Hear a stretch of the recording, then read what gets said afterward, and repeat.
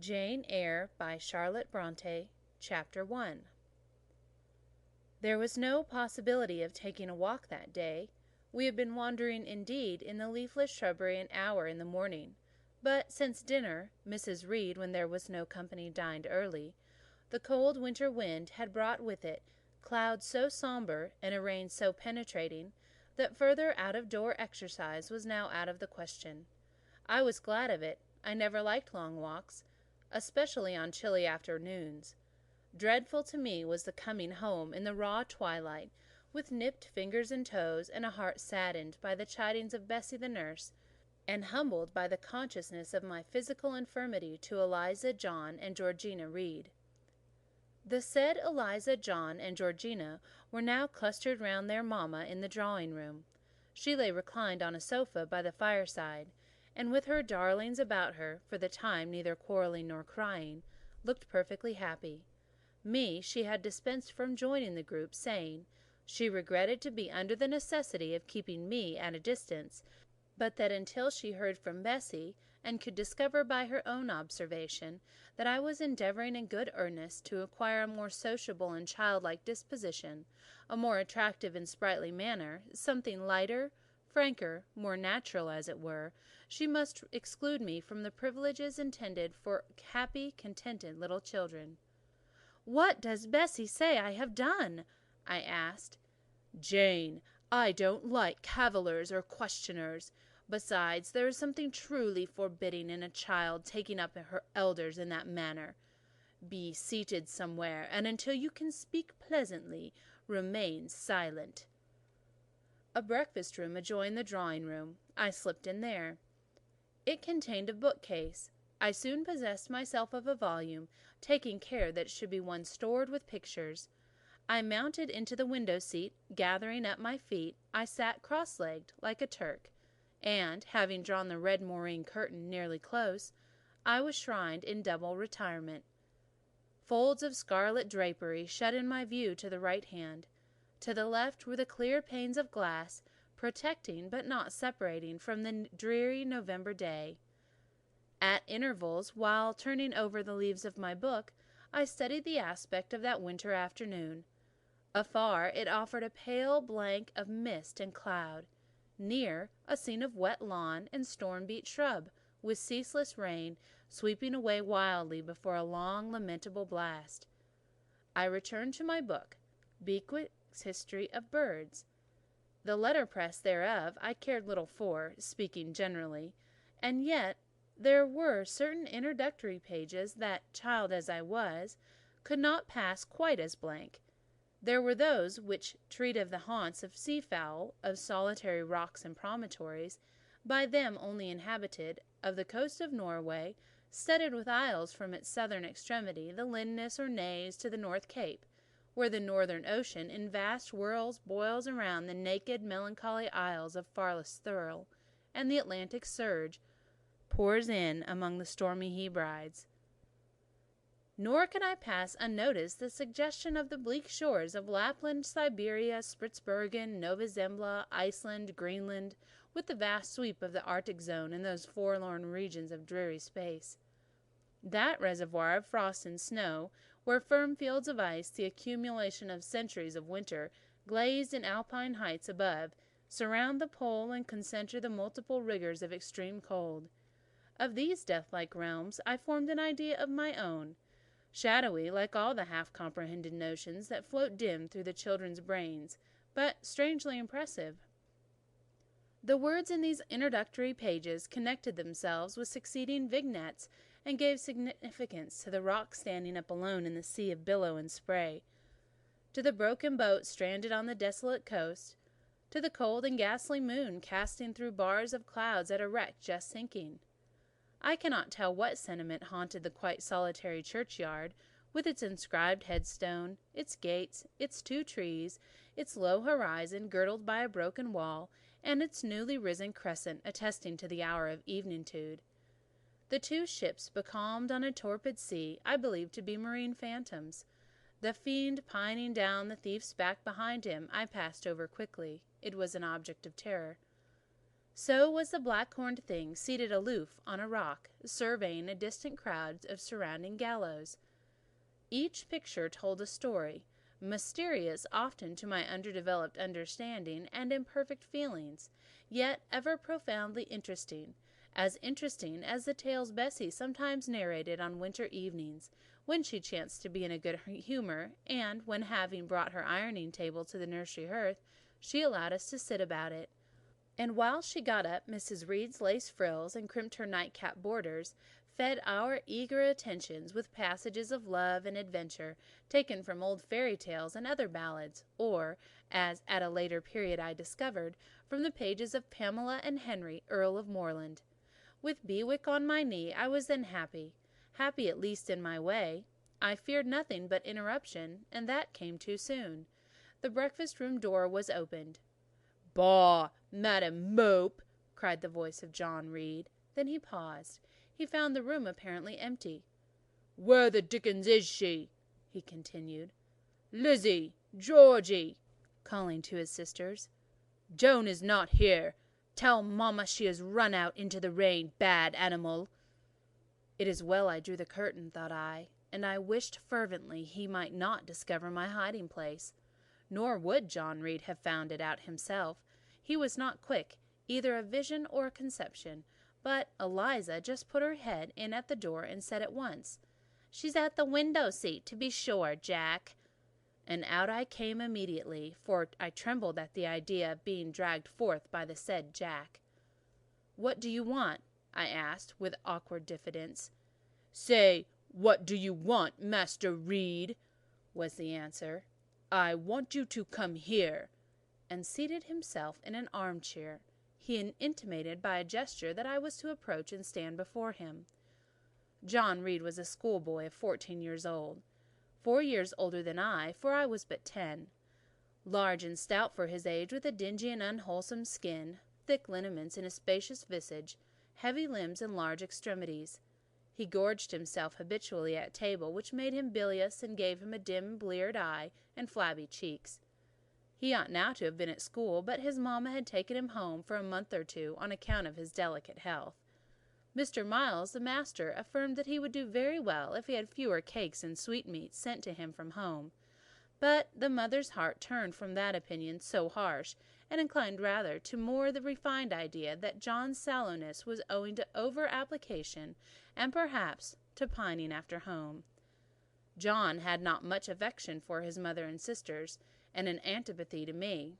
He bullied and punished me, not 2 or 3 times in a week, but once or twice a day, but continually every nerve I had feared him, and every morsel of flesh in my bones shrank when he came near. There were moments when I was bewildered by the terror he inspired, because I had no appeal whatever against either his menaces or his inflictions. The servants did not like to offend their young master by taking my part against him, and Mrs. Reed was blind and deaf on the subject. She never saw him strike or heard him abuse me, though he did both now and then in her very presence, more frequently, however, behind her back. Habitually obedient to John, I came to his chair. He spent some 3 minutes in thrusting out his tongue at me as far as he could without damaging the roots. I knew he would soon strike, and while I dreaded the blow, I mused on the disgusting and ugly appearance of him who would presently deal it. I wondered if he read that notion in my face, for, all at once, without speaking, he struck, suddenly and strongly. I tottered, and on regaining my equilibrium, retired back a step or 2 from his chair. "That was for your impudence in answering mamma a while since," he said, "and for your sneaking way of getting behind curtains, and for the look you had in your eyes 2 minutes since, you rat." Accustomed to John Reed's abuse, I never had any idea of replying to it. My care was how to endure the blow which would certainly follow the insult. "What were you doing behind the curtain?" he asked. "I was reading." "Show the book." I returned to the window and fetched it thence. "You have no business to take our books. You are a dependent, mamma says. You have no money. Your father left you none. You ought to beg, and not to live here with gentlemen's children like us, and eat the same meals we do, and wear the same clothes at our mamma's expense. Now I'll teach you to rummage my bookshelves, for they are mine. All the house belongs to me, or will do in a few years. Go and stand by the door, out of the way of the mirrors in the windows." I did so, not at first aware of what was his intention, but when I saw him lift and poise the book and stand in act to hurl it, I instinctively started aside with a cry of alarm. Not soon enough, however, the volume was flung, it hit me, and I fell, striking my head against the door and cutting it. The cut bled, the pain was sharp. My terror had passed its climax, and other feelings succeeded. "Wicked, cruel boy!" I said. "You are like a murderer. You are like a slave-driver. You are like the Roman emperors." I had read Goldsmith's History of Rome, and had formed my opinion of Nero and Caligula, and etc. Also I had drawn parallels in silence which I never thought thus to have declared aloud. "What? What?" he cried. "Did she say that to me? Do you hear her, Eliza and Georgina? Won't I tell mamma? But first—" He ran headlong at me. I felt him grasp my hair and my shoulder. He had closed with a desperate thing. I really saw him a tyrant, a murderer. I felt a drop or two of blood from my head trickle down my neck, and was sensible of somewhat pungent suffering. These sensations for the time predominated over fear, and I received him in a frantic sort. I don't very well know what I did with my hands, but he called me "Rat! Rat!" and bellowed out loud. Aid was near him. Eliza and Georgina had run for Mrs. Reed, who had gone upstairs. She now came upon the scene, followed by Bessie and her maid Abbot. We were parted, and I heard the words, "Dear, dear, what a flurry to fly at Master John! Did anyone ever see such a picture of passion?" Then Mrs. Reed subjoined, "Take her away to the Red Room, and lock her in there." 4 hands were immediately laid upon me, and I was borne upstairs. End of Chapter 1. Chapter 2. I resisted all the way, a new thing for me, and a circumstance which greatly strengthened the bad opinion Bessie and Miss Abbot were disposed to entertain of me. The fact is, I was a trifle beside myself, or rather out of myself, as the French would say. I was conscious that a moment's mutiny had already rendered me liable to strange penalties, and like any other rebel slave, I felt resolved in my desperation to go all lengths. "Hold her at arms, Miss Abbot, she's like a mad cat." "For shame, for shame!" cried the lady's maid. "What shocking conduct, Miss Eyre, to strike a young gentleman, your benefactress's son, your young master." "Master! How is he my master? Am I a servant?" "No, you are less than a servant, for you do nothing for your keep. There, sit down and think over your wickedness." They had got me by this time into the apartment indicated by Mrs. Reed, and had thrust me upon a stool. My first impulse was to rise from it like a spring. Their 2 pair of hands arrested me instantly. "If you don't sit still, you must be tied down," said Bessie. "Miss Abbot, lend me your garters, for she will break mine directly." Miss Abbot turned to divest a stout leg of the necessary ligature. This preparation for bonds, and the additional ignominy it inferred, took a little of the excitement out of me. "Don't take them off," I cried. "I will not stir." In guarantee whereof, I attached myself to the seat by my hands. "Mind you don't," said Bessie. When she had ascertained that I was really subsiding, she loosened her hold of me. Then she and Miss Abbot stood with folded arms, looking darkly and doubtfully on my face, as incredulous of my sanity. "She never did so before," at last said Bessie, turning to Abigail. "But it was always in her," was the reply. "I've told Mrs. often my opinion about the child, and Mrs. agrees with me. She's an underhanded little thing. I never saw a girl of her age so much cover." Bessie answered not, but ere long, addressing me, she said, "You ought to be aware, miss, that you are under obligation to Mrs. Reed. She keeps you. If she were to turn you out, you would have to go to the poorhouse." I had nothing to say to these words. They were not new to me. My very first recollections of existence included hints of the same kind. This reproach of my dependence had become a vague sing-song in my ear, very painful and crushing, but only half intelligible. Miss Abbott joined in. "And you ought to not think yourself an equal with the Mrs. Reed and Master Reed, because Mrs. kindly allows you to be brought up with them. They will have a great deal of money, and you will have none. It is your place to be humble, and to try to make yourself agreeable to them." "What we tell you is for your own good," added Bessie in no harsh voice. "You should try to be useful and pleasant. Then perhaps you would have a home here. But if you become passionate and rude, Mrs. will send you away, I'm sure." "Besides," said Miss Abbott, "God will punish her. He might strike her dead in the midst of her tantrums, and then where would she go? Come, Bessie, we will leave her.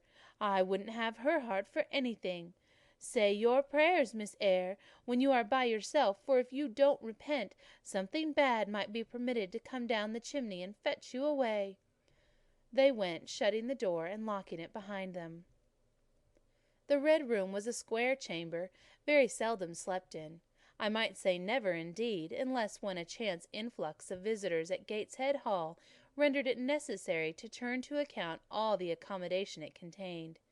Yet it was one of the largest and stateliest chambers in the mansion. A bed supported on massive pillars of mahogany, hung with curtains of deep red damask, stood out like a tabernacle in the centre. The two large windows, with their blinds always drawn down, were half shrouded in festoons and falls of similar drapery.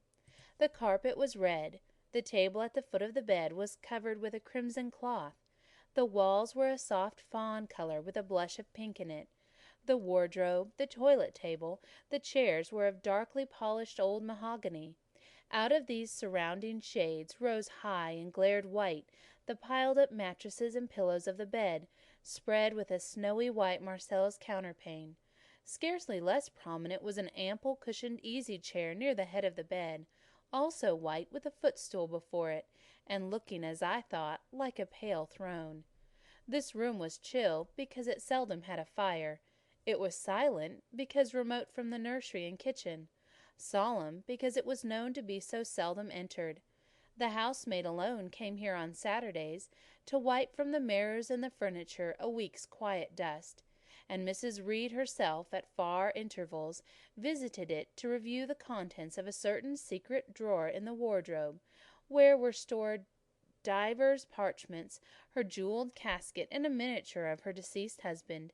And in those last words lies the secret of the Red Room, the spell which kept it so lonely in spite of its grandeur. Mr. Reed had been dead 9 years. It was in this chamber he breathed his last. Here he lay in state, hence his coffin was borne by the undertaker's men, and since that day, in a sense of dreary consecration, had guarded it from frequent intrusion. My seat, to which Bessie and the bitter Miss Abbott had left me riveted, was a low ottoman near the marble chimney-piece. The bed rose before me. To my right hand there was a high dark wardrobe, with subdued broken reflections varying the gloss of its panels. To my left were the muffled windows. A great looking-glass between them repeated the vacant majesty of the bed and room.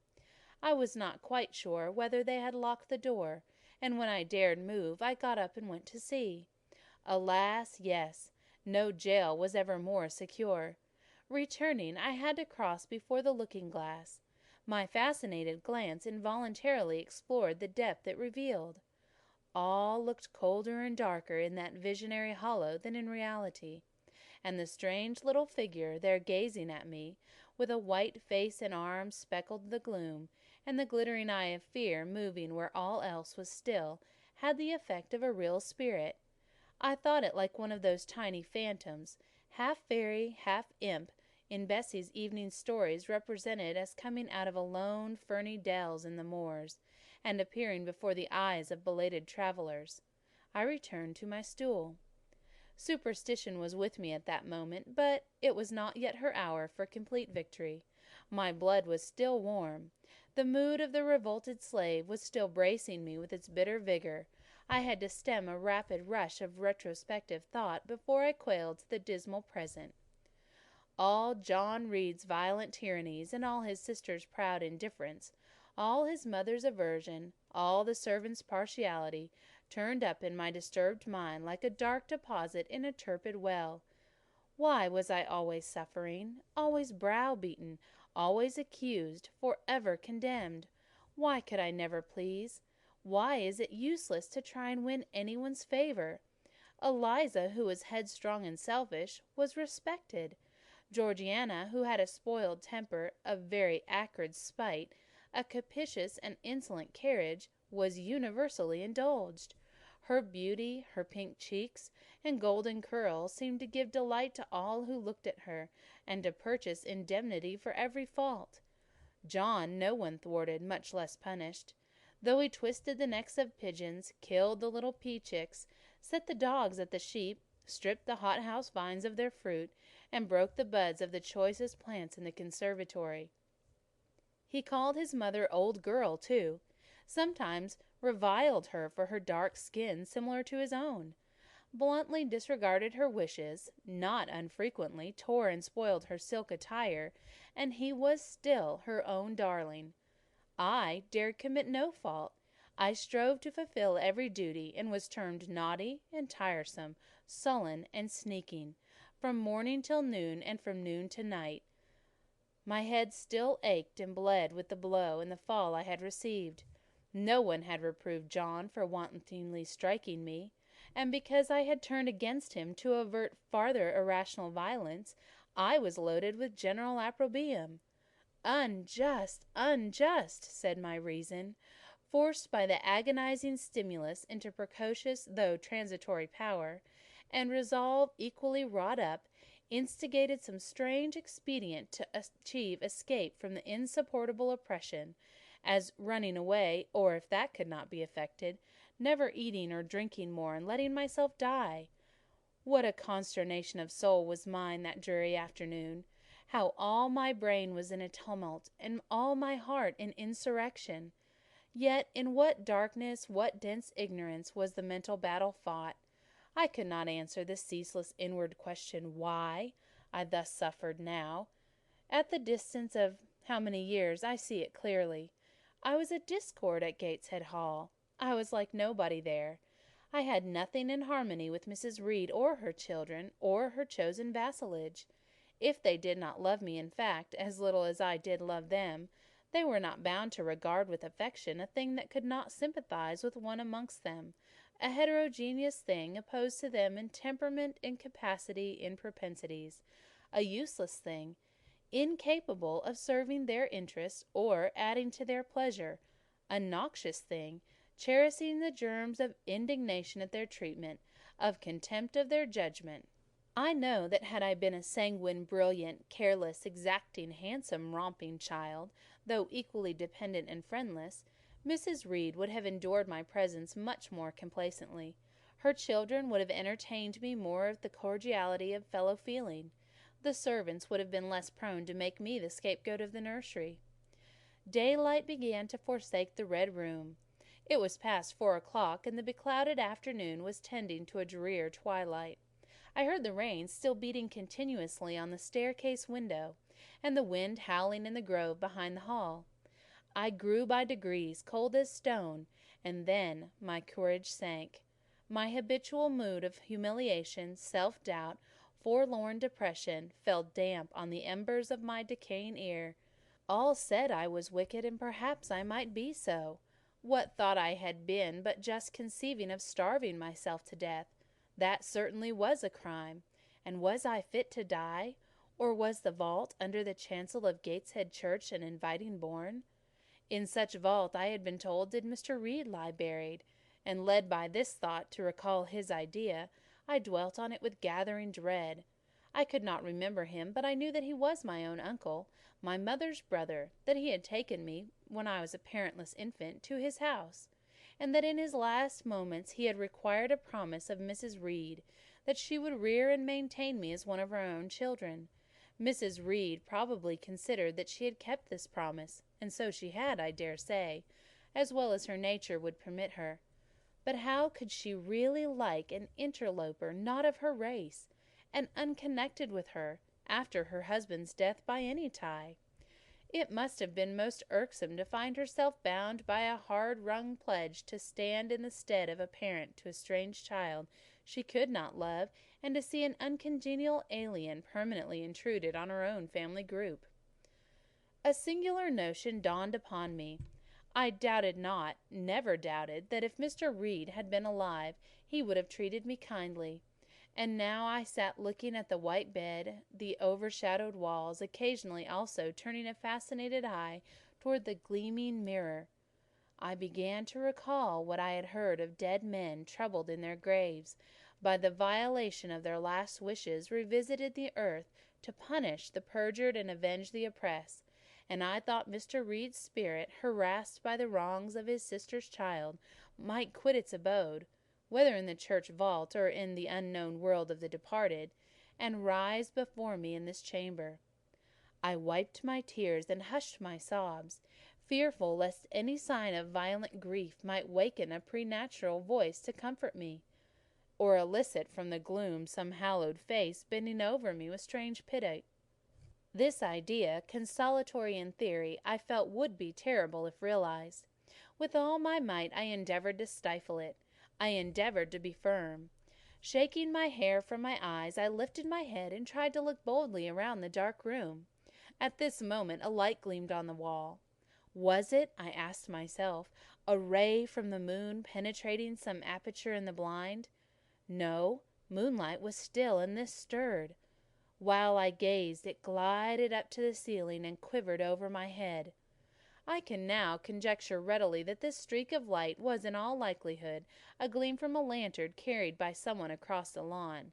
But then, prepared as my mind was for horror, shaken as my nerves were by agitation, I thought the swift darting beam was a herald of some coming vision from another world.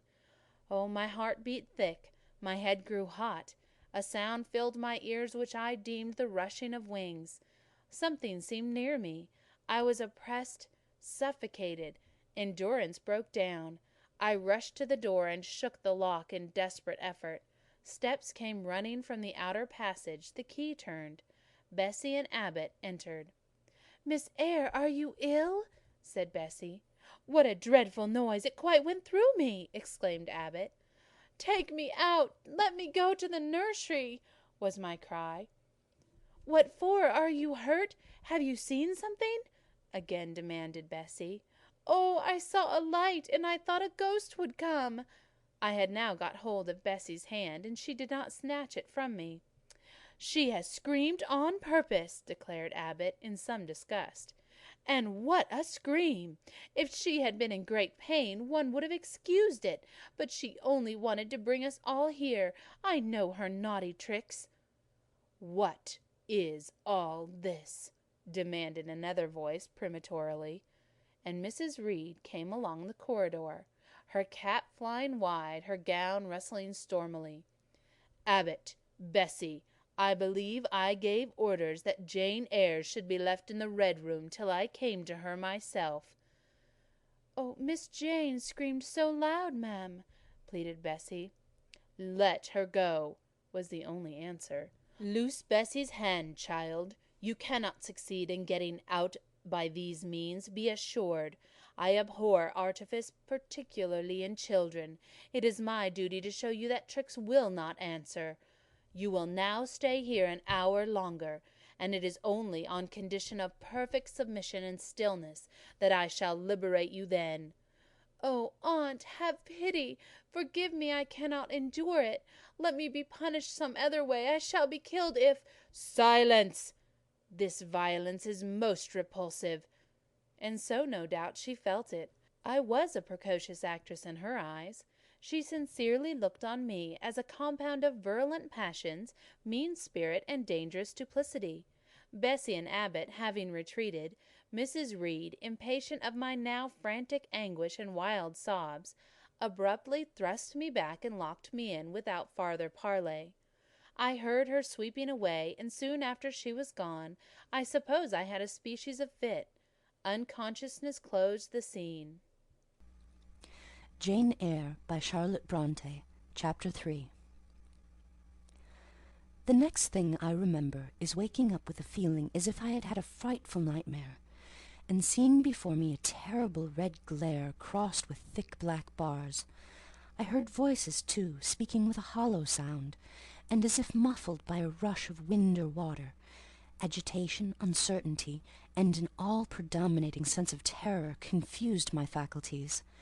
Ere long, I became aware that someone was handling me, lifting me up and supporting me in a sitting posture, and that more tenderly than I had ever been raised or upheld before. I rested my head against a pillow or an arm, and felt easy. In 5 minutes more the cloud of bewilderment dissolved. I knew quite well that I was in my own bed, and that the red glare was the nursery fire. It was night. A candle burnt on the table.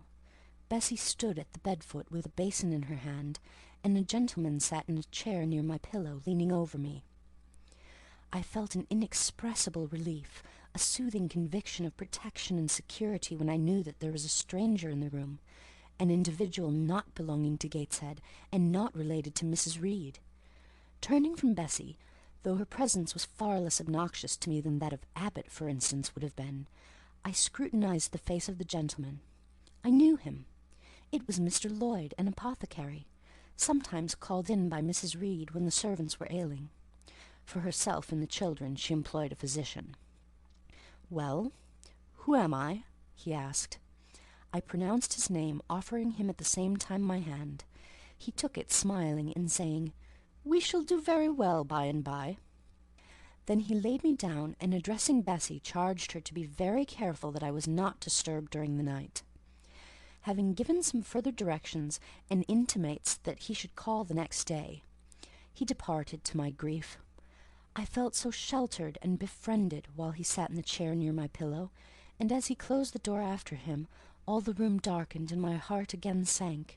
Inexpressible sadness weighed it down. "Do you feel as if you should sleep, miss?" asked Bessie rather softly. Scarcely dared I answer her, for I feared the next sentence might be rough. "I will try.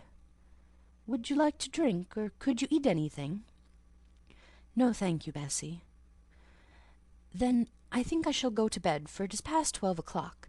But you may call me if you want anything in the night." Wonderful civility, this!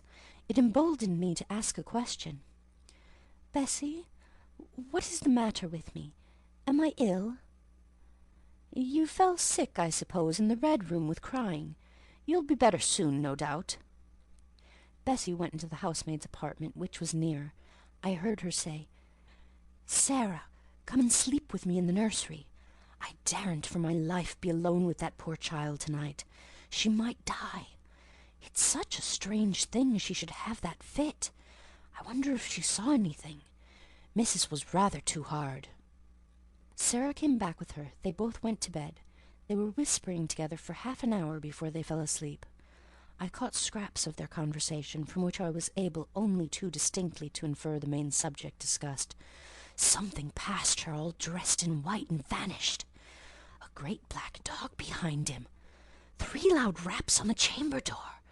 A light in the churchyard just over his grave, etc. At last both slept. The fire and the candle went out. For me, the watches of that long night passed in ghastly wakefulness, strained by dread, such dread as children only can feel. No severe or prolonged bodily illness followed this incident of the Red Room. It only gave my nerves a shock, of which I feel the reverberation to this day. Yes, Mrs. Reed, to you I owe some fearful pangs of mental suffering, but I ought to forgive you, for you knew not what you did. While rending my heartstrings, you thought you were only uprooting my bad propensities. Next day by noon I was up and dressed, and sat wrapped in a shawl by the nursery hearth.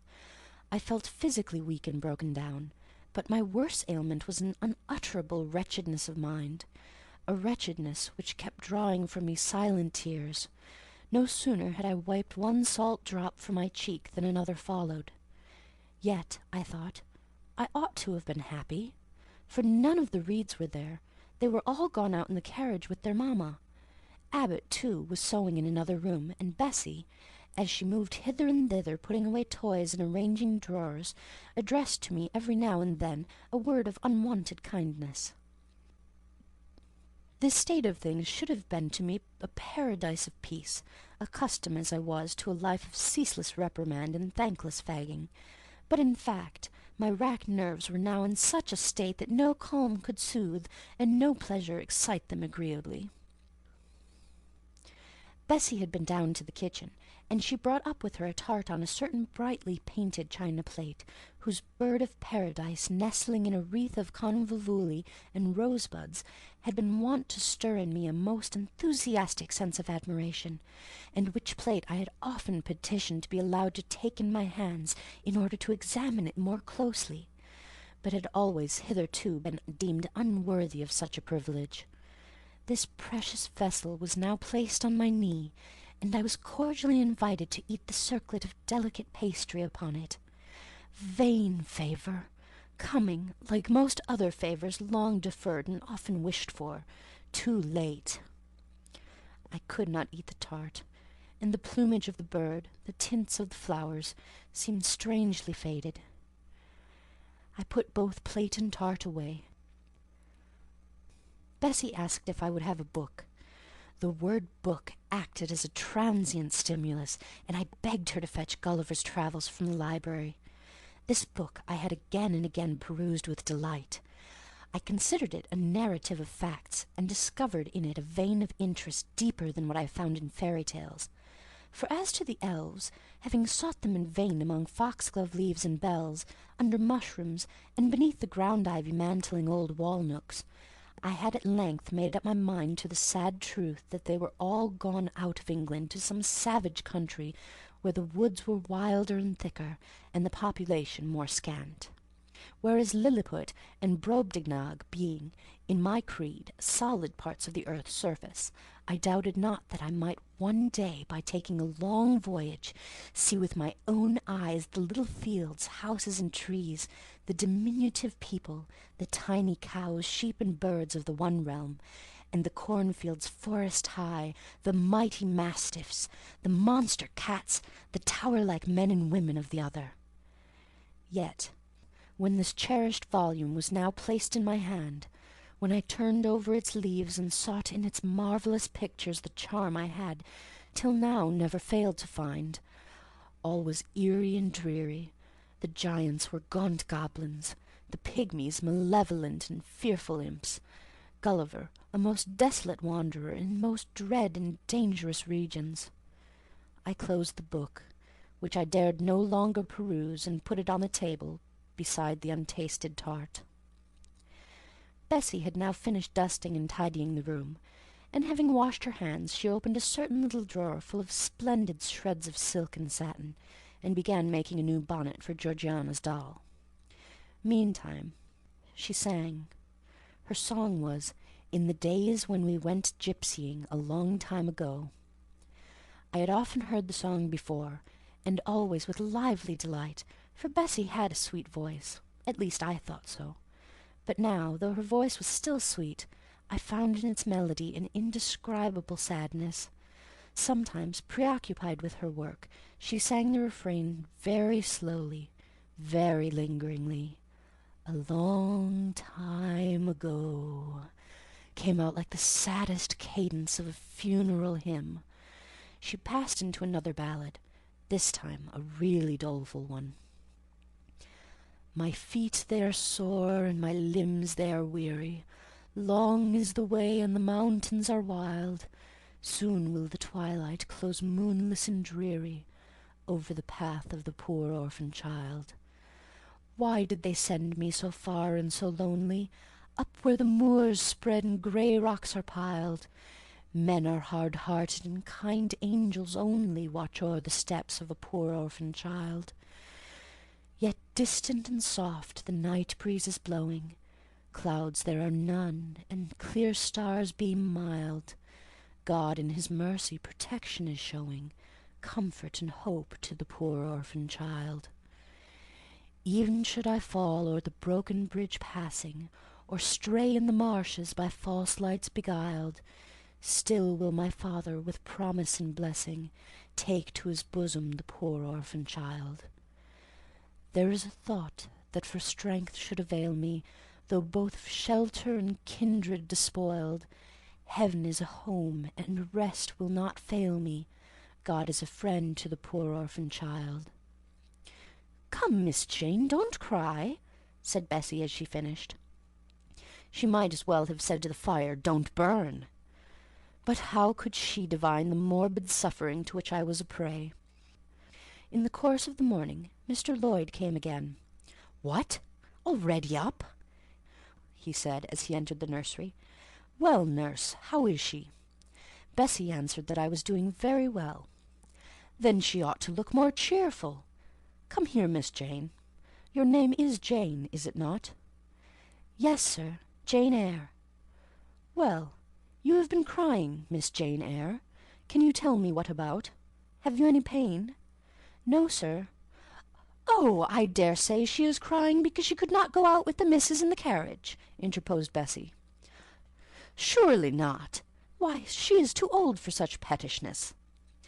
I thought so too, and my self-esteem being wounded by the false charge, I answered promptly, "I never cried for such a thing in my life.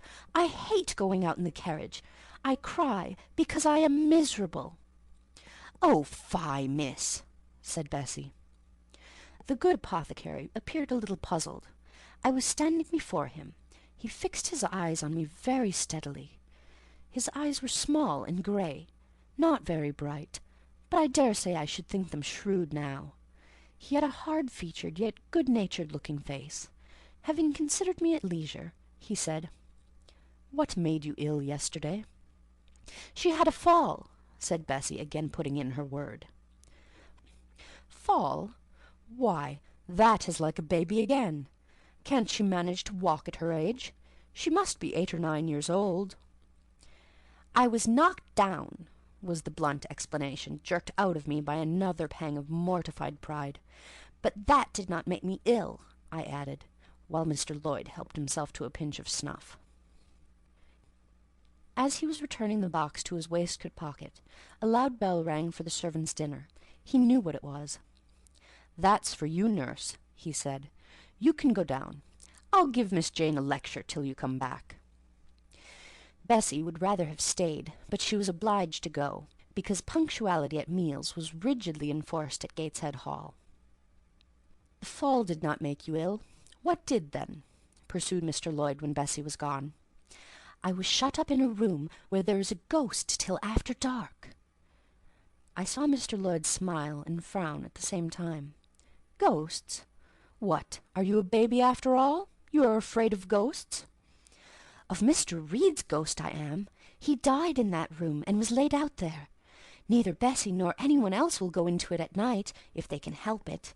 And it was cruel to shut me up alone without a candle, so cruel that I think I shall never forget it." "Nonsense! And is it that makes you so miserable? Are you afraid now in daylight?"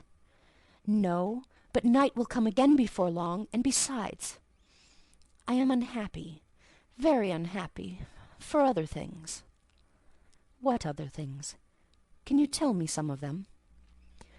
How much I wished to reply fully to this question, how difficult it was to frame any answer.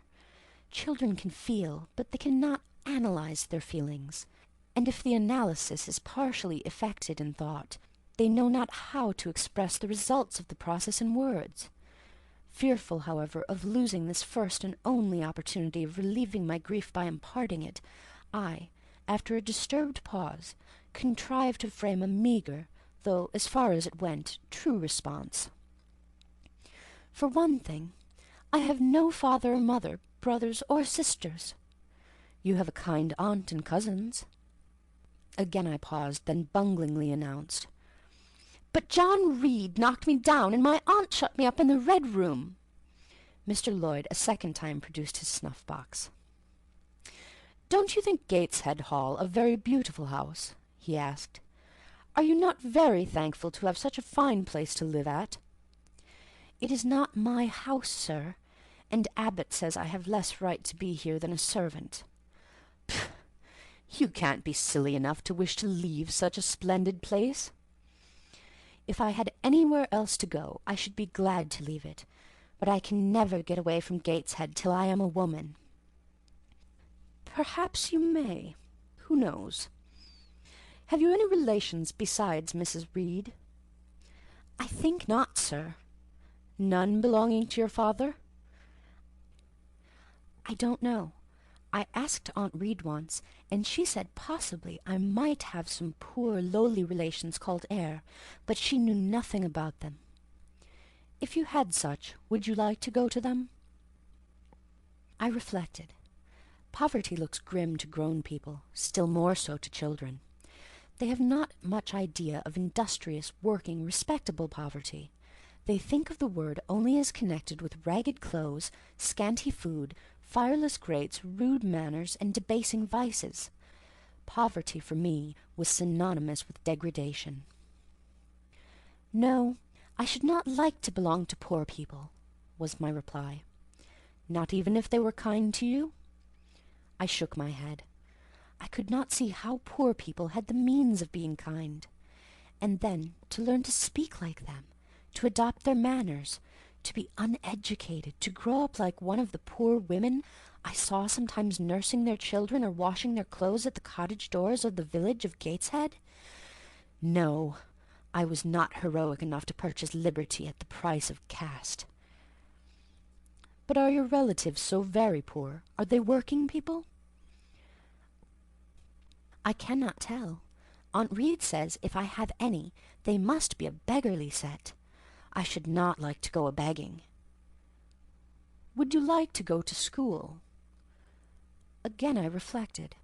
I scarcely knew what school was. Bessie sometimes spoke of it as a place where young ladies sat in the stocks, wore backboards, and were expected to be exceedingly genteel and precise. John Reed hated his school and abused his master, but John Reed's tastes were no rule for mine. And if Bessie's accounts of school discipline, gathered from the young ladies of a family where she had lived before coming to Gateshead, were somewhat appalling, her details of certain accomplishments attained by these same young ladies were, I thought, equally attractive. She boasted of the beautiful paintings of landscapes and flowers by them executed, of songs they could sing and pieces they could play, of purses they could net, of French books they could translate, till my spirit was moved to emulation as I listened. Besides, school would be a complete change. It implied a long journey, an entire separation from Gateshead, an entrance into a new life.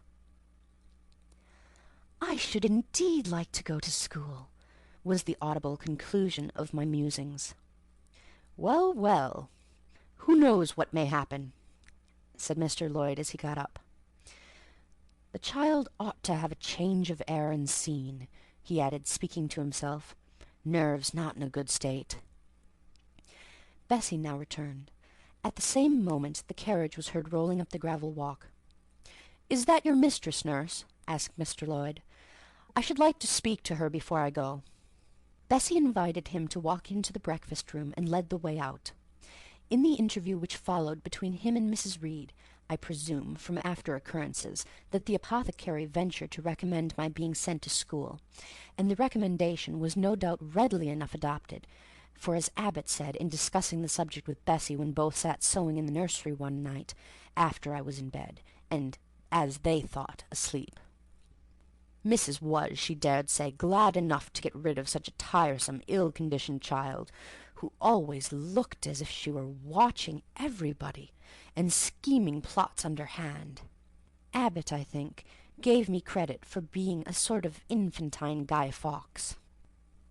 On that same occasion I learned for the first time from Miss Abbot's communications to Bessie that my father had been a poor clergyman, that my mother had married him against the wishes of her friends who considered the match beneath her, that my grandfather Reed was so irritated at her disobedience he cut her off without a shilling, that after my mother and father had been married a year, the latter caught the typhus fever while visiting among the poor of a large manufacturing town where his curacy was situated, and where that disease was then prevalent. that my mother took the infection from him, and both died within a month of each other. Bessie, when she heard this narrative, sighed and said, "Poor Miss Jane is to be pitied too, Abbot." "Yes," responded Abbot, "if she were a nice, pretty child, one might compassionate her forlornness, but one really cannot care for such a little toad as that." "Not a great deal, to be sure," agreed Bessie. "At any rate, a beauty like Miss Georgiana would be more moving in the same condition." "Yes, I dote on Miss Georgiana," cried the fervent Abbot. "Little darling, with her long curls and her blue eyes, and such a sweet colour as she has, just as if she were painted." "Bessie, I could fancy a Welsh rabbit for supper." "So could I, with a roast onion. Come, we'll go down." They went. End of chapter 3. Jane Eyre, by Charlotte Bronte. Chapter 4. From my discourse with Mr. Lloyd, and from the above reported conference between Bessie and Abbot, I gathered enough of hope to suffice as a motive for wishing to get well. A change seemed near. I desired and waited it in silence. It tarried, however. Days and weeks passed. I had regained my normal state of health, but no new allusion was made to the subject over which I brooded. Mrs. Reed surveyed me at times with a severe eye, but seldom addressed me. Since my illness she had drawn a more marked line of separation than ever between me and her own children, appointing me a small closet to sleep in by myself, condemning me to take my meals alone and pass all my time in the nursery, while my cousins were constantly in the drawing-room. Not a hint, however, did she drop about sending me to school. Still I felt an instinctive certainty that she would not long endure me under the same roof with her, for her glance, now more than ever, when turned on me, expressed an insuperable and rooted aversion. Eliza and Georgiana, evidently acting according to others, spoke to me as little as possible. John thrust his tongue in his cheek whenever he saw me, and once attempted chastisement, but as I instantly turned against him, roused by the same sentiment of deep ire and desperate revolt which had stirred my corruption before, he thought it better to desist, and ran from me, tittering execrations, and vowing I had burst his nose. I had indeed levelled at that prominent feature as hard a blow as my knuckles could inflict, and when I saw that either that or my look daunted him, I had the greatest inclination to follow up my advantage to purpose. But he was already with his mamma. I heard him in a blubbering tone commence the tale of how that nasty Jane Eyre had flown at him like a mad cat. He was stopped rather harshly. "Don't talk to me about her, John. I told you not to go near her. She is not worthy of notice. I do not choose that either you or your sisters should associate with her." Here, leaning over the banister, I cried out suddenly, and without at all deliberating on my words, "They are not fit to associate with me." Mrs. Reed was a rather stout woman, but on hearing this strange and audacious declaration, she ran nimbly up the stair, swept me like a whirlwind into the nursery, and crushing me down on the edge of my crib, dared me in an emphatic voice to rise from that place, or utter one syllable during the remainder of the day. "What would Uncle Reed say to you if he were alive?" was my scarcely voluntary demand. I say scarcely voluntary, for it seemed as if my tongue pronounced words without my will consenting to their utterance. Something spoke out of me over which I had no control. "What?" said Mrs. Reed under her breath. Her usually cold, composed grey eye became troubled with a look like fear. She took her hand from my arm, and gazed at me as if she really did not know whether I were child or fiend. I was now in for it. "My Uncle Reed is in heaven, and can see all you do and think, and so can papa and mamma. They know how you shut me up all day long, and how you wish me dead." Mrs. Reed soon rallied her spirits. She shook me most soundly. She boxed both my ears, and left me without a word.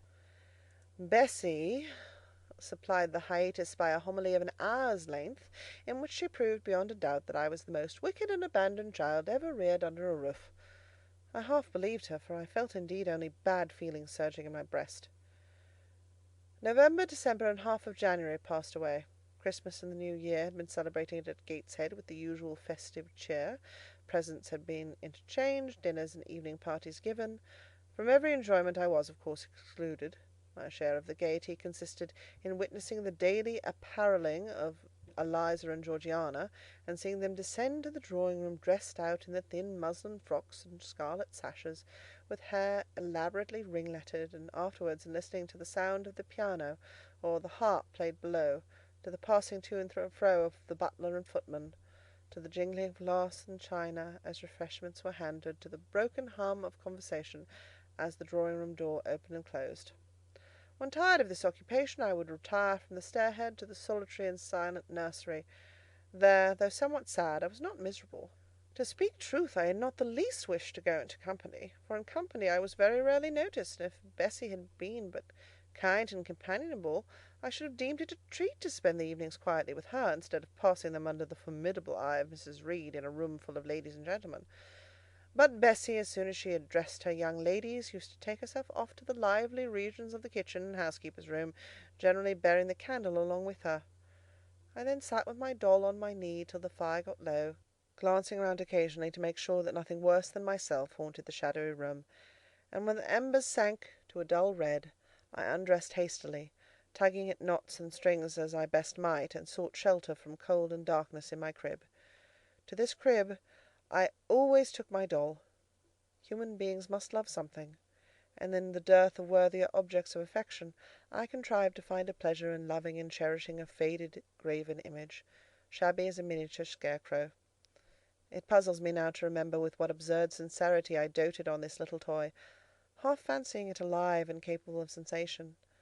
I could not sleep unless it was folded in my nightgown, and when it lay there safe and warm, I was comparatively happy, believing it to be happy likewise.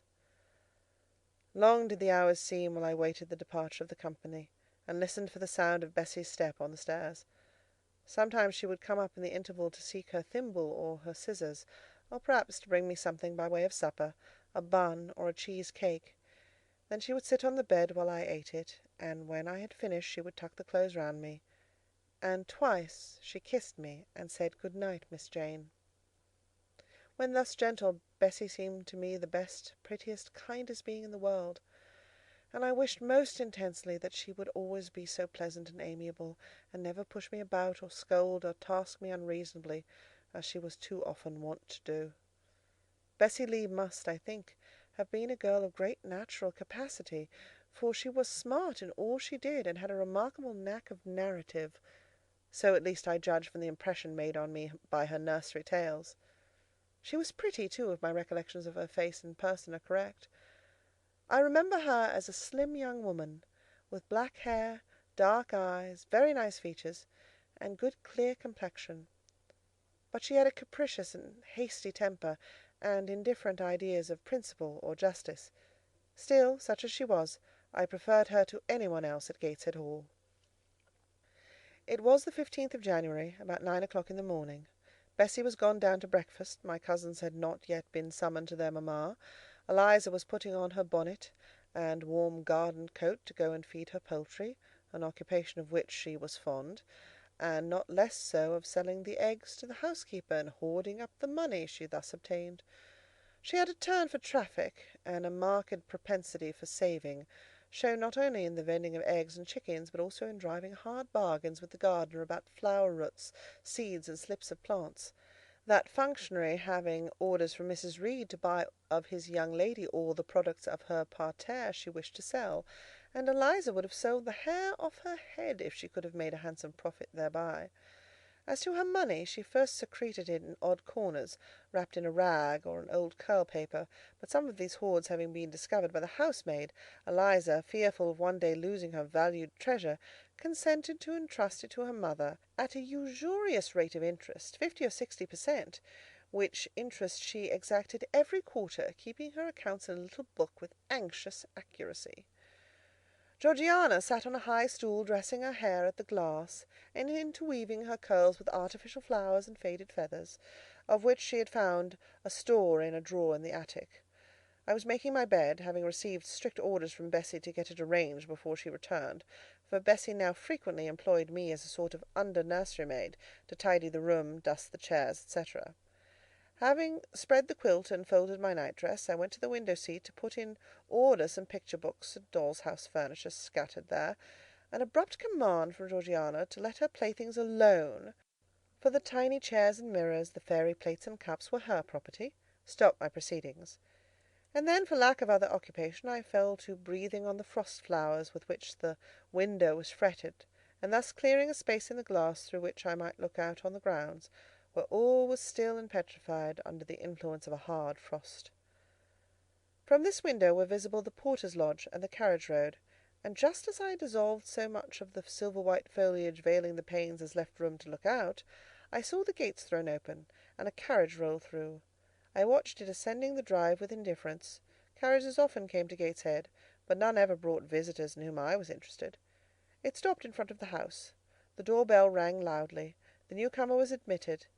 All this being nothing to me, my vacant attention soon found livelier attraction in the spectacle of a little hungry robin, which came and chirruped on the twigs of the leafless cherry-tree nailed against the wall near the casement. The remnants of my breakfast of bread and milk stood on the table, and having crumbled a morsel of roll, I was tugging at the sash to put out the crumbs on the window-sill, when Bessie came running upstairs into the nursery. "Miss Jane, take off your pinafore. What are you doing there? Have you washed your hands and face this morning?" I gave another tug before I answered, for I wanted the bird to be secure of its bread. The sash yielded. I scattered the crumbs, some on the stone sill, some on the cherry-tree bough. Then, closing the window, I replied, "No, Bessie, I have only just finished dusting." "Troublesome, careless child. What are you doing now? You look quite red, as if you'd been about some mischief. What were you opening the window for?" I was spared the trouble of answering, for Bessie seemed in too great a hurry to listen to explanations. She hauled me to the washstand, inflicted a merciless but happily brief scrub on my face and hands with soap, water, and a coarse towel, disciplined my head with a bristly brush, denuded me of my pinafore, and then, hurrying me to the top of the stairs, bid me go down directly, as I was wanted in the breakfast-room. I would have asked who wanted me. I would have demanded if Mrs. Reed was there, but Bessie was already gone, and had closed the nursery door upon me. I slowly descended. For nearly 3 months I had never been called in Mrs. Reed's presence. Restricted so long to the nursery, the breakfast, dining, and drawing-rooms were become for me awful regions, on which it dismayed me to intrude. I now stood in the empty hall. Before me was the breakfast-room door, and I stopped, intimidated and trembling.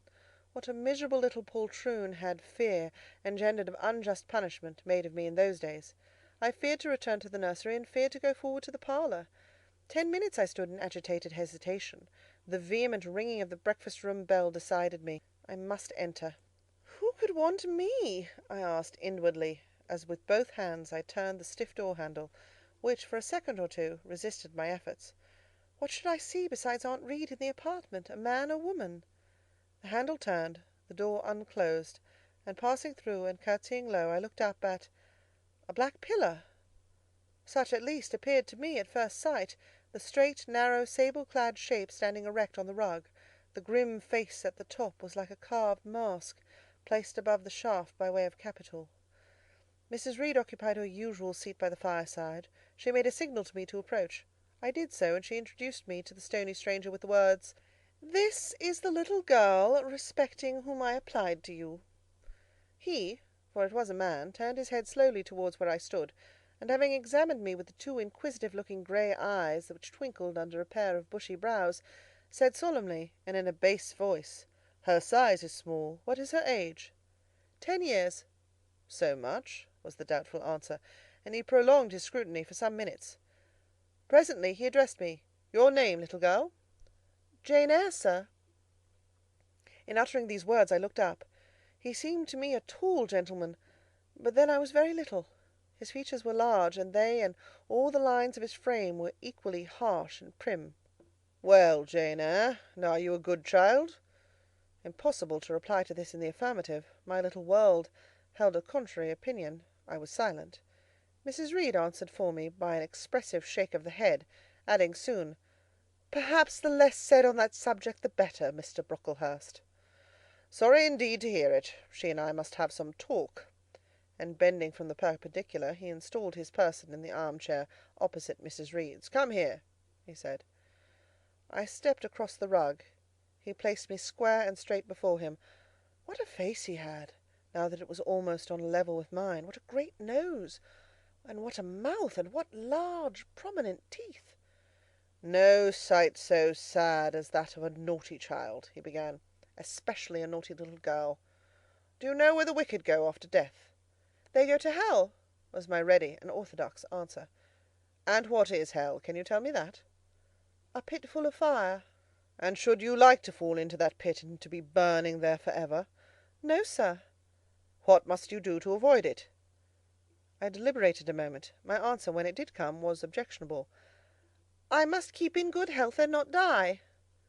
How can you keep in good health? Children younger than you die daily. I buried a little child of 5 years old only a day or two since. A good little child, whose soul is now in heaven. It is to be feared the same could not be said of you, were you to be called hence. Not being in a condition to remove his doubt, I only cast my eyes down on the 2 large feet planted on the rug, and sighed, wishing myself far enough away. I hope that sigh is from the heart, and that you repent of ever having been the occasion of discomfort to your excellent benefactress. Benefactress, benefactress, said I, inwardly. They all call Mrs. Reed my benefactress. If so, a benefactress is a disagreeable thing. Do you say your prayers night and morning? Continued my interrogator. Yes, sir. Do you read your Bible? Sometimes. With pleasure? Are you fond of it? I like Revelations, and the book of Daniel, and Genesis, and Samuel, and a little bit of Exodus, and some parts of Kings and Chronicles, and Job and Jonah. And the Psalms, I hope you like them? No, sir. No? Oh, shocking! I have a little boy younger than you who knows 6 Psalms by heart, and when you ask him which he would rather have, a gingerbread nut to eat, or a verse of a psalm to learn, he says, "Oh, the verse of a psalm! Angels sing psalms," said he. "I wish to be a little angel here below." He then gets 2 nuts in recompense for his infant piety. Psalms are not interesting, I remarked. That proves you have a wicked heart, and you must pray to God to change it, to give you a new and clean one, to take away your heart of stone and give you a heart of flesh. I was about to propound a question touching the manner in which that operation of changing my heart was to be performed, when Mrs. Reed interposed, telling me to sit down. She then proceeded to carry on the conversation herself. Mr. Brocklehurst, I believe I intimated in the letter which I wrote to you 3 weeks ago, that this little girl has not quite the character and disposition I could wish. Should you admit her into Lowood School, I should be glad if the superintendent and teachers were requested to keep a strict eye on her, and above all, to guard against her worst fault, a tendency to deceit. I mention this in your hearing, Jane, that you may not attempt to impose on Mr. Brocklehurst. Well might I dread, well might I dislike Mrs. Reed, for it was her nature to wound me cruelly. Never was I happy in her presence. However carefully I obeyed, however strenuously I strove to please her, my efforts were still repulsed, and repaid by such sentences as the above. Now uttered before a stranger, the accusation cut me to the heart. I dimly perceived that she was already obliterating hope from the new place of existence which she destined me to enter. I felt, though I could not have expressed the feeling, that she was sowing aversion and unkindness along my future path. I saw myself transformed under Mr. Brocklehurst's eye into an artful, noxious child, and what could I do to remedy the injury? Nothing indeed, thought I, as I struggled to repress a sob, and hastily wiped away some tears, the impotent evidences of my anguish. Deceit is, indeed, a sad fault in a child, said Mr. Brocklehurst. It is akin to falsehood, and all liars will have their portion in the lake burning with fire and brimstone. She shall, however, be watched, Mrs. Reed. I will speak to Miss Temple and the teachers. I should wish her to be brought up in a manner suiting her prospects, continued my benefactress, to be made useful, to be kept humble. As for the vacations, she will, with your permission, spend them always at Lowood. Your decisions are perfectly judicious, madam, returned Mr. Brocklehurst. Humility is a Christian grace, and one peculiarly appropriate to the pupils of Lowood. I, therefore, direct that special care shall be bestowed on its cultivation amongst them. I have studied how best to mortify in them the worldly sentiment of pride, and only the other day I had a pleasing proof of my success. My second daughter, Augusta, went with her mamma to visit the school, and on her return she exclaimed, "Oh, dear papa, how quiet and plain all the girls at Lowood look, with their hair combed behind their ears, and their long pinafores, and those little holland pockets outside their frocks. They are almost like poor people's children. And," said she, They looked at my dress and mamma's as if they had never seen a silk gown before. "This is the state of things I quite approve," returned Mrs. Reed. "Had I sought all England over, I could scarcely have found a sister more exactly fitting a child like Jane Eyre. Consistency, my dear Mr. Brocklehurst. I advocate consistency in all things." "Consistency, madam, is the first of Christian duties, and it has been observed in every arrangement connected with the establishment of Lowood. Plain fare, simple attire, unsophisticated accommodations, hardy and active habits, such is the order of the day in the house and its inhabitants." "Quite right, sir. I may then depend upon this child being received as a pupil at Lowood, and there being trained in conformity to her position and prospects?" "Madam, you may. She shall be placed in that nursery of chosen plants, and I trust she will show herself grateful for the inestimable privilege of her election." "I will send her then as soon as possible, Mr. Brocklehurst, for, I assure you, I feel anxious to be relieved of a responsibility that was becoming too irksome." No doubt, madam. And now I wish you good morning. I shall return to Brocklehurst Hall in the course of a week or two. My good friend the Archdeacon will not permit me to leave him sooner. I shall send Miss Temple notice that she is to expect a new girl, so that there will be no difficulty about receiving her. Good-bye." "Good-bye, Mr. Brocklehurst. Remember me to Mrs. and Miss Brocklehurst, and to Augusta and Theodore, and Master Brofton Brocklehurst." "I will, madam. Little girl, here is a book entitled The Child's Guide. Read it with prayer, especially that part containing an account of the awfully sudden death of Martha G., a naughty child, addicted to falsehood and deceit." With these words, Mr. Brocklehurst put into my hand a thin pamphlet, sewn in a cover, and having rung for his carriage, he departed. Mrs. Reed and I were left alone. Some minutes passed in silence. She was sewing. I was watching her. Mrs. Reed might be at that time some 6 or 37. She was a woman of robust frame, square-shouldered and strong-limbed, not tall, and though stout, not obese. She had a somewhat large face, the under jaw being much developed and very solid. Her brow was low, her chin large and prominent, mouth and nose sufficiently regular. Under her light eyebrows glimmered an eye devoid of ruth. Her skin was dark and opaque, her hair nearly flaxen. Her constitution was sound as a bell. Illness never came near her. She was an exact, clever manager. Her household and tenantry were thoroughly under her control. Her children only at times defied her authority and laughed it to scorn. She dressed well, and had a presence and port calculated to set off handsome attire. Sitting on a low stool a few yards from her armchair, I examined her figure. I perused her features. In my hand I held the tract containing the sudden death of the liar, to which narrative my attention had been pointed as to an appropriate warning. What had just passed, what Mrs. Reed had said concerning me to Mr. Brocklehurst, the whole tenor of their conversation, was recent, raw, and stinging in my mind. I had felt every word as acutely as I had heard it plainly, and a passion of resentment fermented now within me. Mrs. Reed looked up from her work, her eye settled on mine, her fingers at the same time suspended their nimble movements. "Go out of the room, return to the nursery," was her mandate. My look, or something else, must have struck her as offensive, for she spoke with extreme, though suppressed irritation. I got up, I went to the door, I came back again, I walked to the window, across the room, and then close up to her. Speak I must. I had been trodden on severely, and must turn, but how? What strength had I to dart retaliation at my antagonist? I gathered my energies and launched them in this blunt sentence. "I am not deceitful. If I were, I should say I loved you. But I declare I do not love you. I dislike you the worst of anybody in the world except John Reed. And this book about the liar you may give to your girl Georgiana, for it is she who tells lies, and not I." Mrs. Reed's hands still lay on her work inactive. Her eye of ice continued to dwell freezingly on mine. "What more have you to say?" she asked, rather in the tone in which a person might address an opponent of adult age, than such as is ordinarily used to a child. That eye of hers, that voice, stirred every antipathy I had. Shaking from head to foot, thrilled with ungovernable excitement, I continued, "I am glad you are no relation of mine. I will never call you aunt again as long as I live. I will never come to see you when I am grown up. And if anyone asks me how I liked you, and how you treated me, I will say the very thought of you makes me sick, and that you treated me with miserable cruelty." How dare you affirm that, Jane Eyre? How dare I, Mrs. Reed? How dare I? Because it is the truth.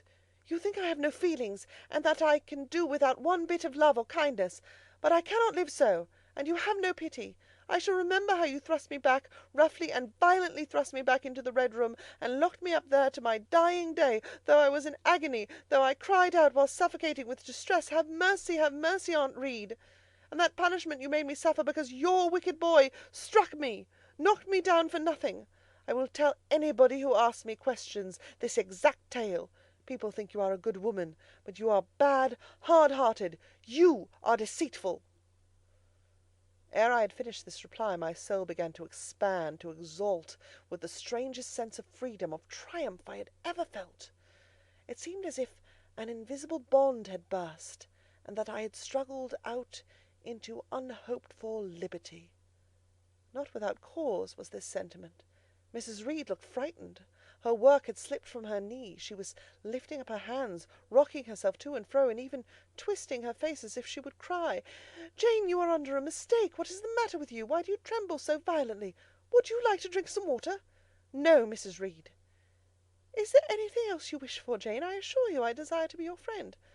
"Not you. You told Mr. Brocklehurst I had a bad character, a deceitful disposition, and I'll let everybody at Lowood know what you are and what you have done." "Jane, you don't understand these things. Children must be corrected for their faults." "Deceit is not my fault," I cried out in a savage high voice. "But you are passionate, Jane. That you must allow. And now return to the nursery, there's a dear, and lie down a little." "I am not your dear. I cannot lie down. Send me to school soon, Mrs. Reed, for I hate to live here." "I will indeed send her to school soon," murmured Mrs. Reed, sotto voce, and gathering up her work, she abruptly quitted the apartment. I was left there alone, winner of the field. It was the hardest battle I had fought, and the first victory I had gained. I stood a while on the rug, where Mr. Brocklehurst had stood, and I enjoyed my conqueror's solitude.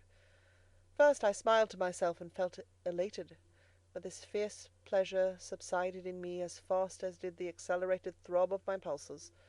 A child cannot quarrel with its elders as I had done, cannot give its furious feelings uncontrolled play as I had given mine, without experiencing afterwards the pang of remorse and the chill of reaction. A ridge of lighted heath, alive, glancing, devouring, would have been a meet emblem of my mind when I accused and menaced Mrs. Reed. The same ridge, black and blasted after the flames are dead, would have represented as meetly my subsequent condition, when a half-hour's silence and reflection had shown me the madness of my conduct, and the dreariness of my hatred and hating position. Something of vengeance I had tasted for the first time. As aromatic wine it seemed, on swallowing, warm and racy. Its after-flavour, metallic and corroding, gave me a sensation as if I had been poisoned. Willingly would I now have gone and asked Mrs. Reed's pardon, but I knew, partly from experience and partly from instinct, that was the way to make her repulse me with double scorn, thereby re-exciting every turbulent impulse of my nature. I would fain exercise some better faculty than that of fierce speaking, fain find nourishment for some less fiendish feeling than that of sombre indignation. I took a book, some Arabian tales. I sat down and endeavoured to read. I could make no sense of the subject. My own thoughts swam always between me and the page I had usually found fascinating. I opened the glass door in the breakfast-room. The shrubbery was quite still. The black frost reigned, unbroken by sun or breeze, through the grounds. I covered my head and arms with the skirt of my frock, and went out to walk in a part of the plantation which was quite sequestered.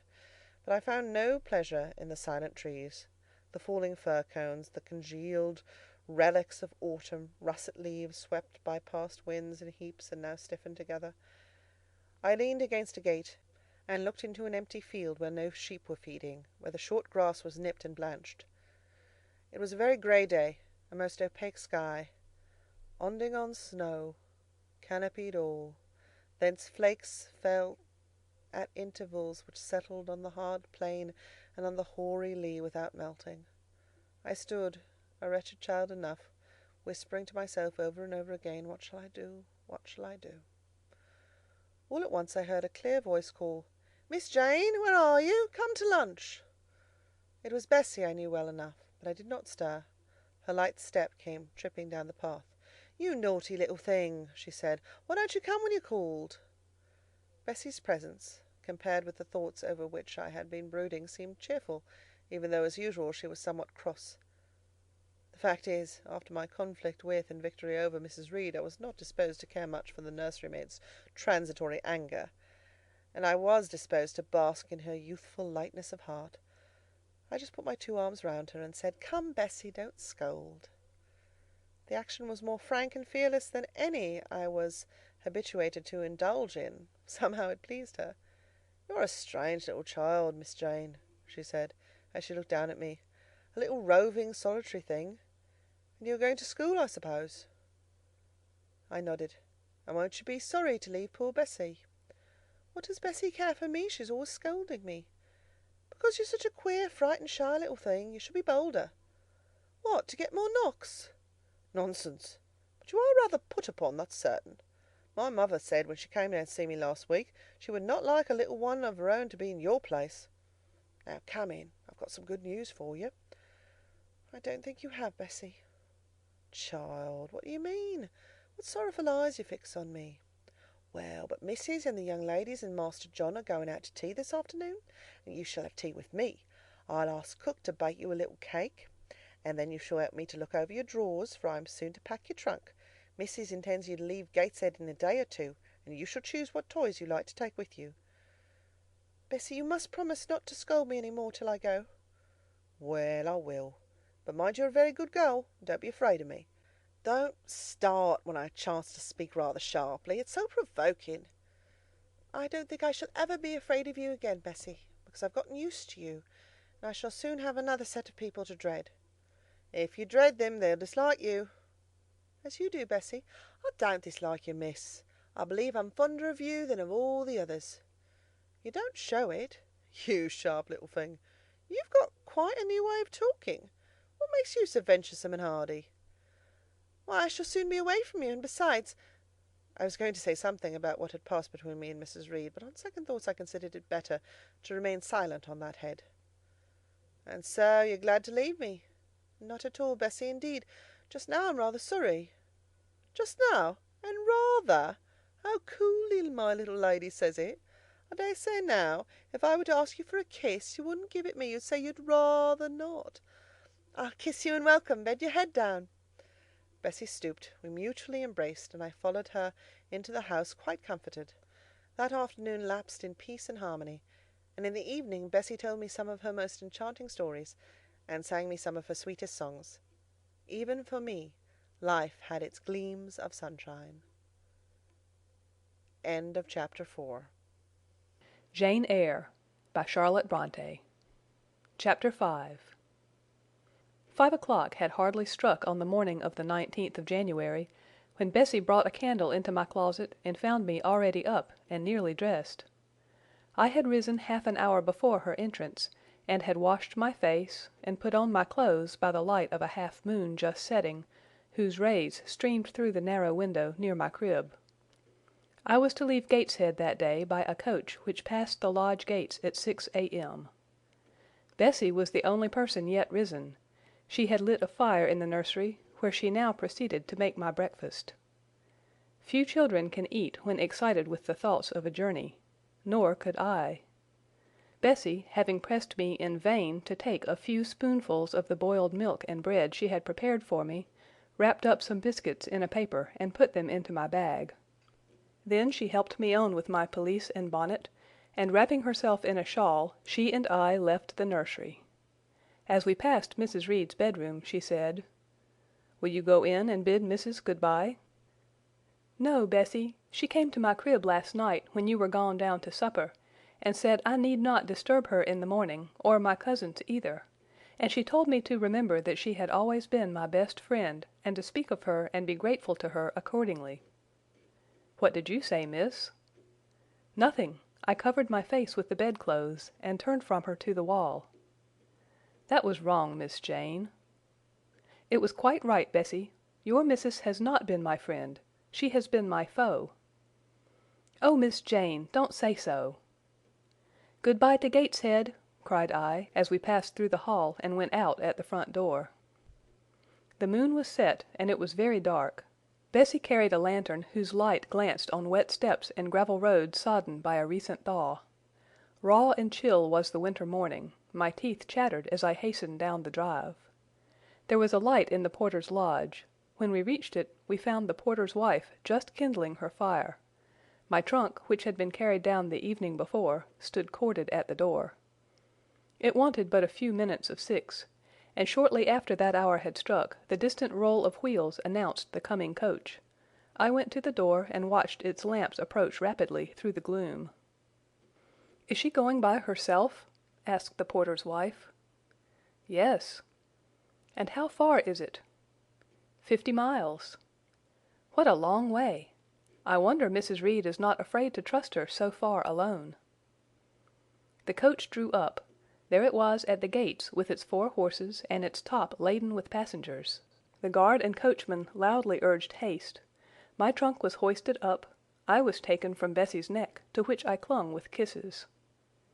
"Be sure and take good care of her," cried she to the guard, as he lifted me to the inside. "Aye, aye," was the answer. The door was slapped to. A voice exclaimed, "All right," and on we drove. Thus was I severed from Bessie and Gateshead, thus whirled away to unknown and, as I then deemed, remote and mysterious regions. I remember but little of the journey.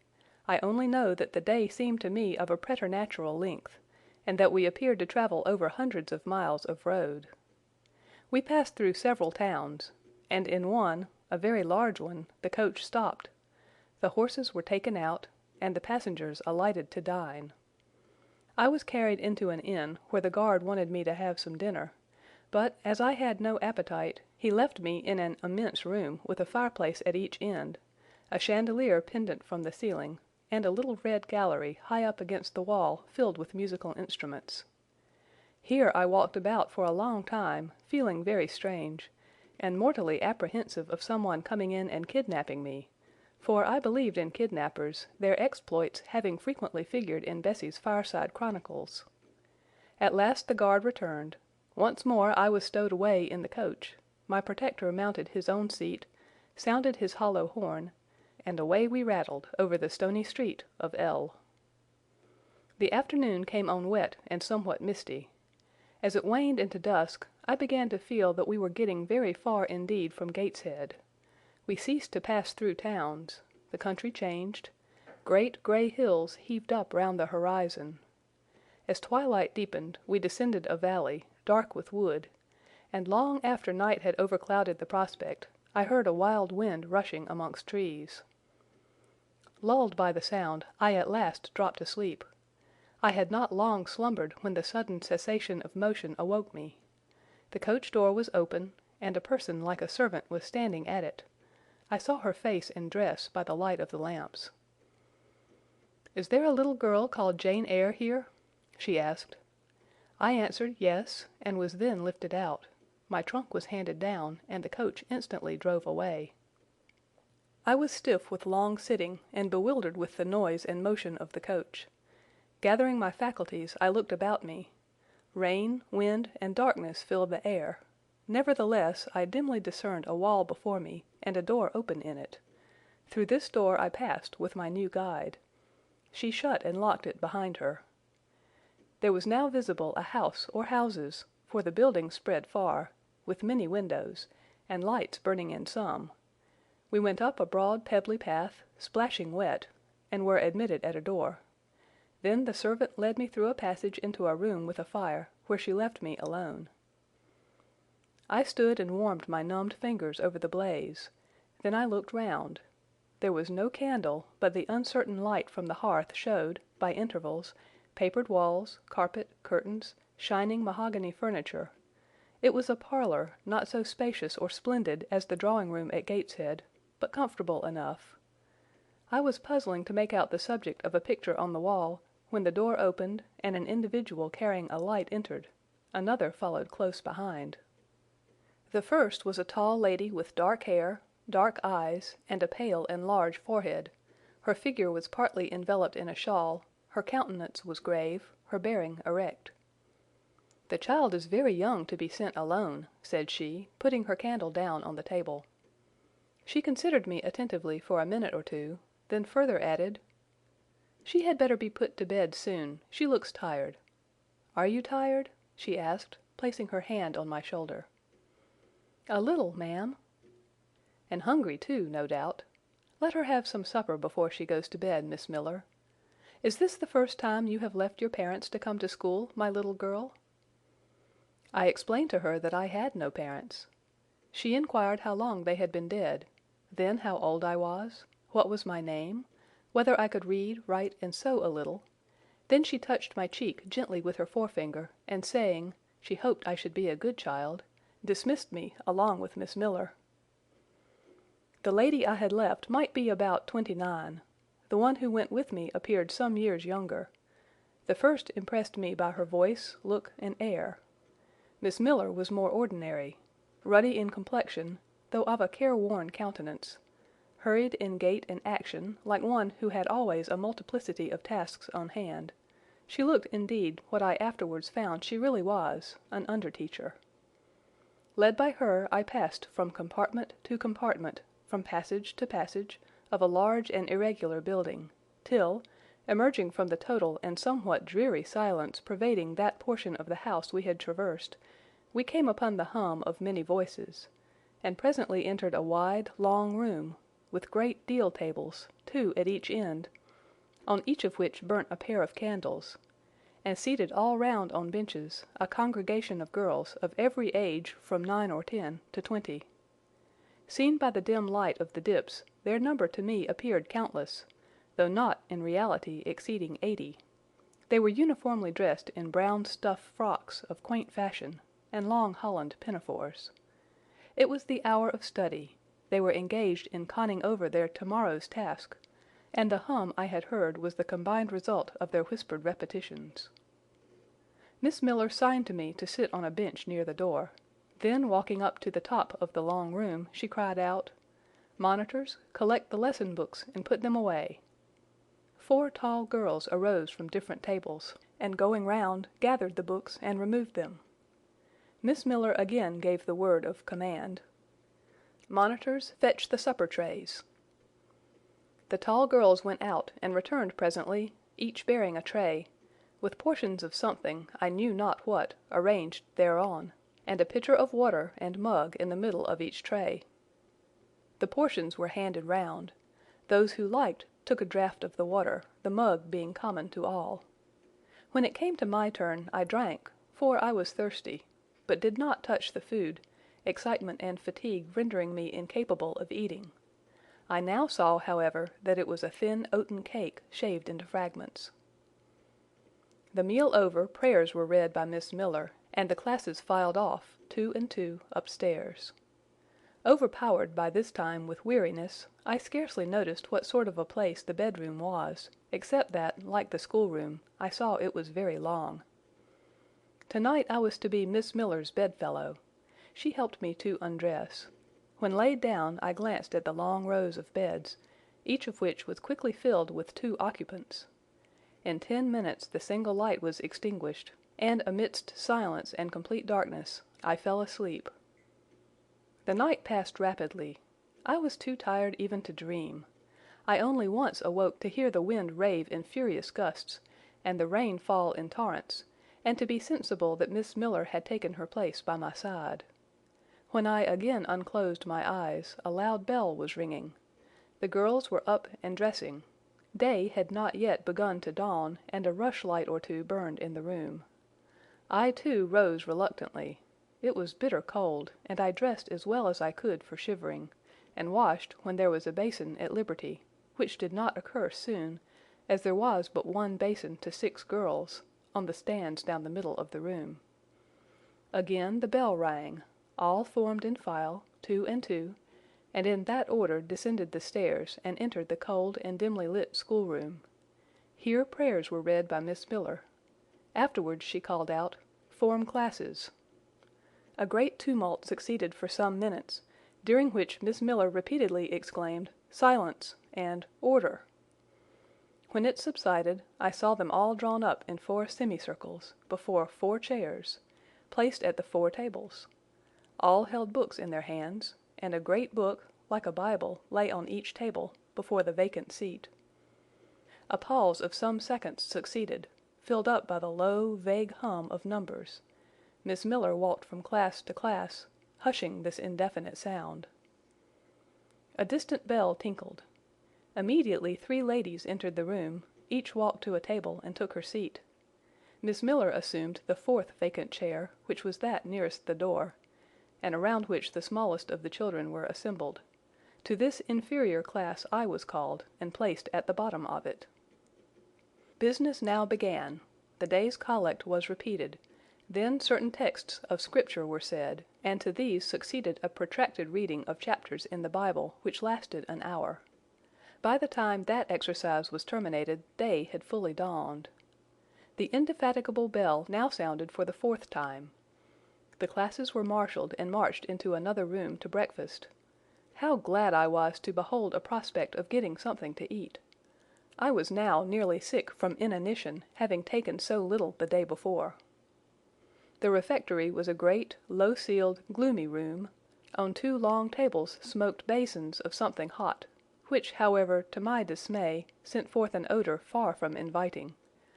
I saw a universal manifestation of discontent when the fumes of the repast met the nostrils of those destined to swallow it. From the van of the procession, the tall girls of the 1st class, rose the whispered words, "Disgusting! The porridge is burnt again." "Silence!" ejaculated a voice. Not that of Miss Miller, but one of the upper teachers, a little and dark personage, smartly dressed, but of somewhat morose aspect, who installed herself at the top of one table, while a more buxom lady presided at the other. I looked in vain for her I had first seen the night before. She was not visible. Miss Miller occupied the foot of the table where I sat, and a strange, foreign-looking, elderly lady, the French teacher, as I afterwards found, took the corresponding seat at the other board. A long grace was said, and a hymn sung. Then a servant brought in some tea for the teachers, and the meal began.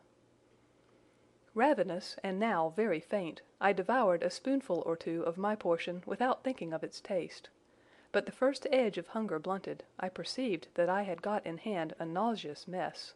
Burnt porridge is almost as bad as rotten potatoes. Famine itself soon sickens over it. The spoons were moved slowly.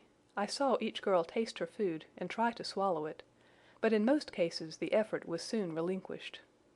Breakfast was over, and none had breakfasted.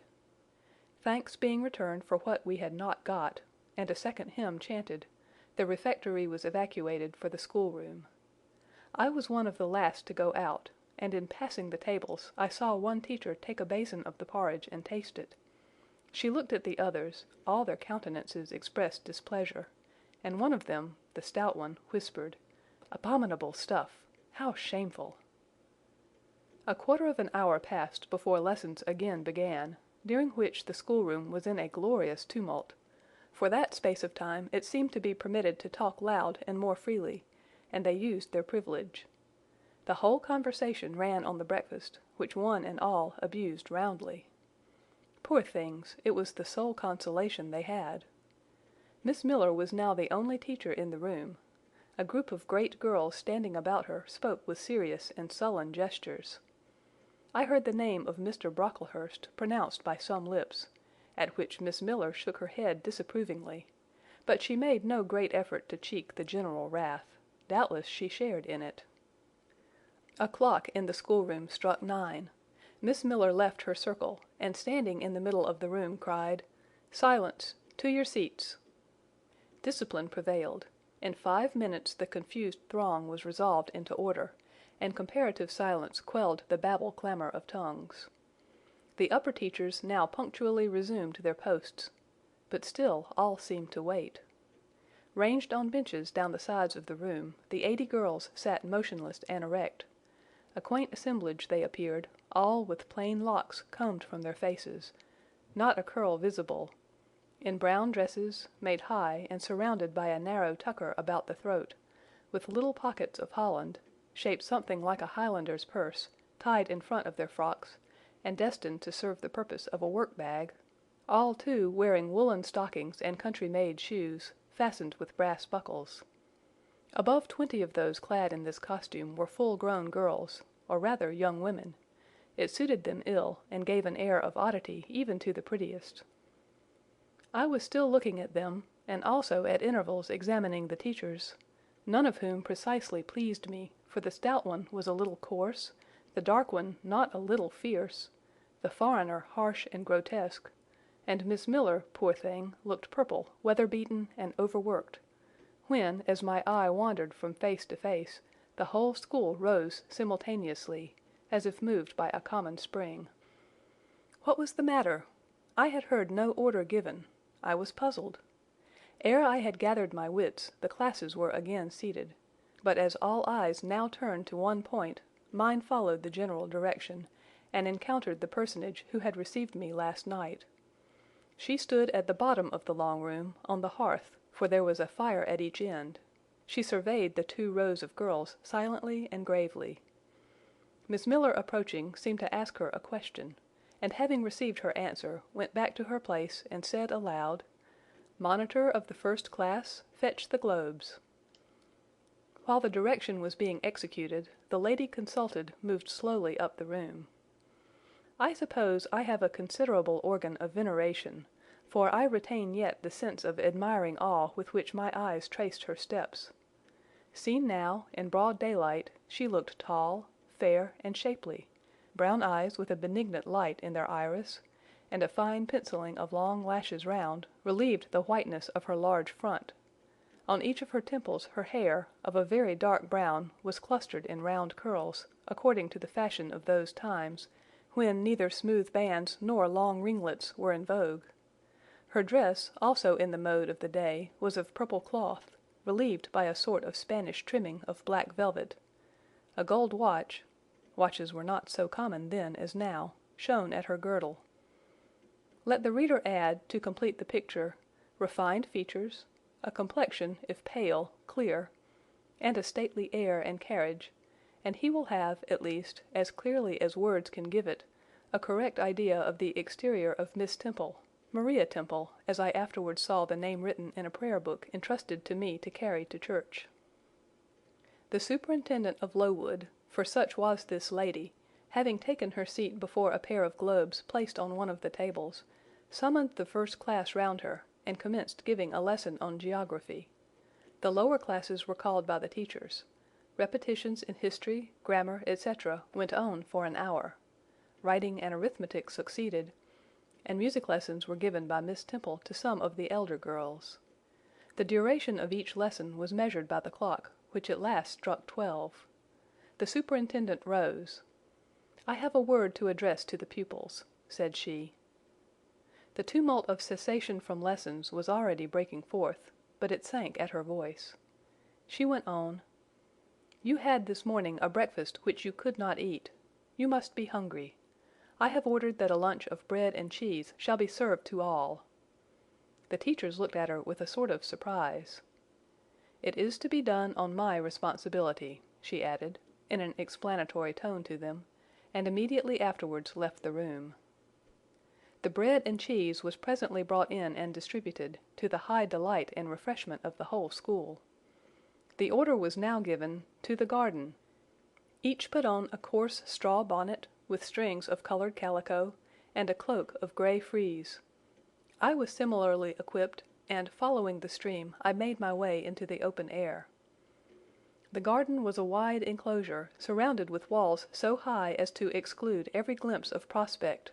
A covered veranda ran down one side, and broad walks bordered a middle space divided into scores of little beds. These beds were assigned as gardens for the pupils to cultivate, and each bed had an owner. When full of flowers they would doubtless look pretty, but now, at the latter end of January, all was wintry blight and brown decay. I shuddered as I stood and looked round me. It was an inclement day for outdoor exercise, not positively rainy, but darkened by a drizzling yellow fog. All underfoot was still soaking wet with the floods of yesterday. The stronger among the girls ran about and engaged in active games, but sundry pale and thin ones herded together for shelter and warmth in the veranda, and amongst these, as the dense mist penetrated to their shivering frames, I heard frequently the sound of a hollow cough. As yet I had spoken to no one, nor did anybody seem to take notice of me. I stood lonely enough, but to that feeling of isolation I was accustomed. It did not oppress me much. I leant against a pillar of the veranda, drew my grey mantle close about me, and, trying to forget the cold which nipped me without, and the unsatisfied hunger which gnawed me within, delivered myself up to the employment of watching and thinking. My reflections were too undefined and fragmentary to merit record. I hardly yet knew where I was. Gateshead and my past life seemed floated away to an immeasurable distance. The present was vague and strange, and of the future I could form no conjecture. I looked round the convent-like garden, and then up at the house, a large building, half of which seemed grey and old, the other half quite new. The new part, containing the schoolroom and dormitory, was lit by mullioned and latticed windows, which gave it a church-like aspect. A stone tablet over the door bore this inscription: Lowood Institution. This portion was rebuilt A.D. by Naomi Brocklehurst, of Brocklehurst Hall, in this county. Let your light so shine before men, that they may see your good works, and glorify your Father which is in heaven. St. Matthew, verse 16. I read these words over and over again. I felt that an explanation belonged to them, and was unable fully to penetrate their import. I was still pondering the signification of institution, and endeavouring to make out a connection between the first words and the verse of Scripture, when the sound of a cough close behind me made me turn my head. I saw a girl sitting on a stone bench near. She was bent over a book, on the perusal of which she seemed intent. From where I stood I could see the title. It was Rasselas, a name that struck me as strange and consequently attractive. In turning a leaf she happened to look up, and I said to her directly, "Is your book interesting?" I had already formed the intention of asking her to lend it to me some day. "I like it," she answered, after a pause of a second or two, during which she examined me. "What is it about?" I continued. I hardly know where I found the hardihood thus to open a conversation with a stranger. The step was contrary to my nature and habits, but I think her occupation touched a chord of sympathy somewhere, for I too liked reading, though of a frivolous and childish kind. I could not digest or comprehend the serious or substantial. "You may look at it," replied the girl, offering me the book. I did so. A brief examination convinced me that the contents were less taking than the title. Rasselas looked dull to my trifling taste. I saw nothing about fairies, nothing about genii. No bright variety seemed spread over the closely printed pages. I returned it to her. She received it quietly, and without saying anything she was about to relapse into her former studious mood. Again I ventured to disturb her. "Can you tell me what the writing on that stone over the door means? What is Lowood Institution?" "This house where you are come to live." "And why do they call it institution? Is it in any way different from other schools?" "It is partly a charity school. You and I, and all the rest of us, are charity children. I suppose you are an orphan. Are not either your father or your mother dead?" "Both died before I can remember." "Well, all the girls here have lost either one or both parents, and this is called an institution for educating orphans." "Do we pay no money? Do they keep us for nothing?" "We pay, or our friends pay, £15 a year for each." "Then why do they call us charity children?" "Because £15 is not enough for board and teaching, and the deficiency is supplied by subscription." "Who subscribes?" "Different benevolent-minded ladies and gentlemen in this neighbourhood and in London." Who was Naomi Brocklehurst? The lady who built the new part of this house, as that tablet records, and whose son overlooks and directs everything here. Why? Because he is treasurer and manager of the establishment. Then this house does not belong to that tall lady who wears a watch and who said we were to have some bread and cheese? To Miss Temple? Oh, no, I wish it did. She has to answer to Mr. Brocklehurst for all she does. Mr. Brocklehurst buys all our food and all our clothes. Does he live here? No, 2 miles off, at a large hall. Is he a good man? He is a clergyman, and is said to do a great deal of good. Did you say that tall lady was called Miss Temple? Yes. And what are the other teachers called? The one with red cheeks is called Miss Smith. She attends to the work and cuts out, for we make our own clothes, our frocks and pelisses, and everything. The little one with black hair is Miss Scatcherd. She teaches history and grammar, and hears the second-class repetitions. And the one who wears a shawl, and has a pocket handkerchief tied to her side with a yellow ribbon, is Madame Pierrot. She comes from Lille in France, and teaches French. Do you like the teachers? Well enough. Do you like the little black one, and the Madame, I cannot pronounce her name as you do. Miss Scatcherd is hasty. You must take care not to offend her. Madame Pierrot is not a bad sort of person. But Miss Temple is the best, isn't she? Miss Temple is very good and very clever. She is above the rest, because she knows far more than they do. Have you been long here? 2 years. Are you an orphan? My mother is dead. Are you happy here? You ask rather too many questions. I have given you answers enough for the present. Now I want to read. But at that moment the summons sounded for dinner. All re-entered the house. The odor which now filled the refectory was scarcely more appetizing than that which had regaled our nostrils at breakfast. The dinner was served in 2 huge tin-plated vessels, whence rose a strong steam redolent of rancid fat. I found the mess to consist of indifferent potatoes and strange shreds of rusty meat, mixed and cooked together. Of this preparation a tolerably abundant plateful was apportioned to each pupil. I ate what I could, and wondered within myself whether every day's fare would be like this. After dinner we immediately adjourned to the schoolroom. Lessons recommenced, and were continued till 5 o'clock. The only marked event of the afternoon was that I saw the girl with whom I had conversed in the veranda dismissed in disgrace by Miss Scatcherd from a history class, and sent to stand in the middle of the large schoolroom. The punishment seemed to me in a high degree ignominious, especially for so great a girl. She looked 13 or upwards. I expected she would show signs of great distress and shame, but to my surprise she neither wept nor blushed. Composed, though grave, she stood, the central mark of all eyes. But how can she bear it so quietly, so firmly, I asked of myself. Were I in her place, it seems to me I should wish the earth to open and swallow me up. She looks as if she were thinking of something beyond her punishment, beyond her situation, of something not round her nor before her. I have heard of daydreams. Is she in a daydream now? Her eyes are fixed on the floor, but I am sure they do not see it. Her sight seems turned in, gone down into her heart. She is looking at what she can remember, I believe, not at what is really present. I wonder what sort of a girl she is, whether good or naughty. Soon after 5 p.m. we had another meal, consisting of a small mug of coffee and half a slice of brown bread. I devoured my bread and drank my coffee with relish, but I should have been glad of as much more. I was still hungry.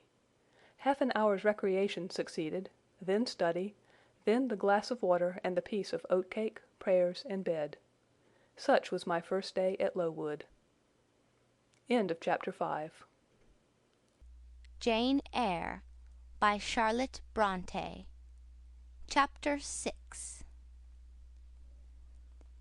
The next day commenced as before, getting up and dressing by rushlight, but this morning we were obliged to dispense with the ceremony of washing. The water in the pitchers was frozen. A change had taken place in the weather the preceding evening, and a keen north-east wind, whistling through the crevices of our bedroom windows all night long, had made us shiver in our beds and turned the contents of the ewers to ice. Before the long hour and a half of prayers and Bible reading was over, I felt ready to perish with the cold. Breakfast time came at last, and this morning the porridge was not burnt.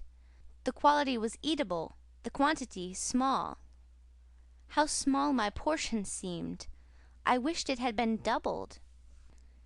In the course of the day I was enrolled a member of the 4th class, and regular tasks and occupations were assigned me. Hitherto I had only been a spectator of the proceedings at Lowood. I was now to become an actor therein. At first, being little accustomed to learn by heart, the lessons appeared to me both long and difficult. The frequent change from task to task, too, bewildered me, and I was glad when about 3 o'clock in the afternoon Miss Smith put into my hands a border of muslin 2 yards long, together with needle, thimble, etc., and sent me to sit in a quiet corner of the schoolroom, with directions to hem the same. At that hour most of the others were sewing likewise, but one class still stood round Miss Scatcherd's chair reading, and as all was quiet, the subject of their lessons could be heard, together with the manner in which each girl acquitted herself, and the animadversions or commendations of Miss Scatcherd on the performance.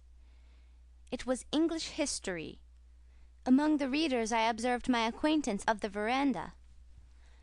At the commencement of the lesson her place had been at the top of the class, but for some error of pronunciation or some inattention to stops, she was suddenly sent to the very bottom. Even in that obscure position, Miss Scatcherd continued to make her an object of constant notice. She was continually addressing to her such phrases as the following: Burns, such it seems was her name. The girls here were all called by their surnames, as boys are elsewhere. Burns, you are standing on the side of your shoe. Turn your shoes out immediately. Burns, you poke your chin most unpleasantly. Draw it in.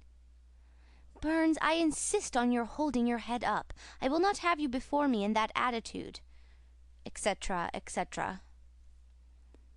A chapter having been read through twice, the books were closed and the girls examined. The lesson had comprised part of the reign of Charles I, and there were sundry questions about tonnage and poundage and ship money, which most of them appeared unable to answer. Still, every little difficulty was solved instantly when it reached Burns. Her memory seemed to have retained the substance of the whole lesson, and she was ready with answers on every point. I kept expecting that Miss Scatcherd would praise her attention, but instead of that she suddenly cried out, "You dirty, disagreeable girl! You have never cleaned your nails this morning." Burns made no answer. I wondered at her silence. Why, thought I, does she not explain that she could neither clean her nails nor wash her face, as the water was frozen? My attention was now called off by Miss Smith desiring me to hold a skein of thread. While she was winding it, she talked to me from time to time, asking whether I had ever been at school before, whether I could mark, stitch, knit, etc. Till she dismissed me, I could not pursue my observations on Miss Scatcherd's movements. When I returned to my seat, that lady was just delivering an order of which I did not catch the import. But Burns immediately left the class, and going into the small inner room where the books were kept, returned in half a minute, carrying in her hand a bundle of twigs tied together at one end. This ominous tool she presented to Miss Scatcherd with a respectful curtsy. Then she quietly, and without being told, unloosed her pinafore, and the teacher instantly and sharply inflicted on her neck a dozen strokes with the bunch of twigs.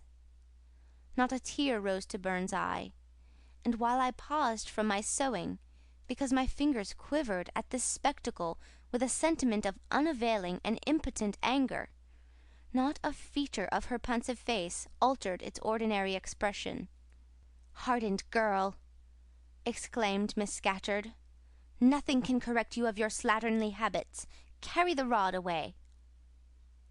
Burns obeyed. I looked at her narrowly as she emerged from the book-closet. She was just putting back her handkerchief into her pocket, and the trace of a tear glistened on her thin cheek. The play hour in the evening I thought the pleasantest fraction of the day at Lowood. The bit of bread, the draught of coffee swallowed at 5 o'clock, had revived vitality, if it had not satisfied hunger. The long restraint of the day was slackened. The schoolroom felt warmer than in the morning, its fires being allowed to burn a little more brightly to supply in some measure the place of candles not yet introduced. The ruddy gloaming, the licensed uproar, the confusion of many voices gave one a welcome sense of liberty. On the evening of the day which I had seen Miss Scatcherd flog her pupil, Burns, I wandered as usual among the forms and tables and laughing groups without a companion, yet not feeling lonely. When I passed the windows, I now and then lifted a blind and looked out. It snowed fast. A drift was already forming against the lower panes. Putting my ear close to the window, I could distinguish from the gleeful tumult within the disconsolate moan of the wind outside. Probably if I had lately left a good home and kind parents, this would have been the hour when I should most keenly have regretted the separation.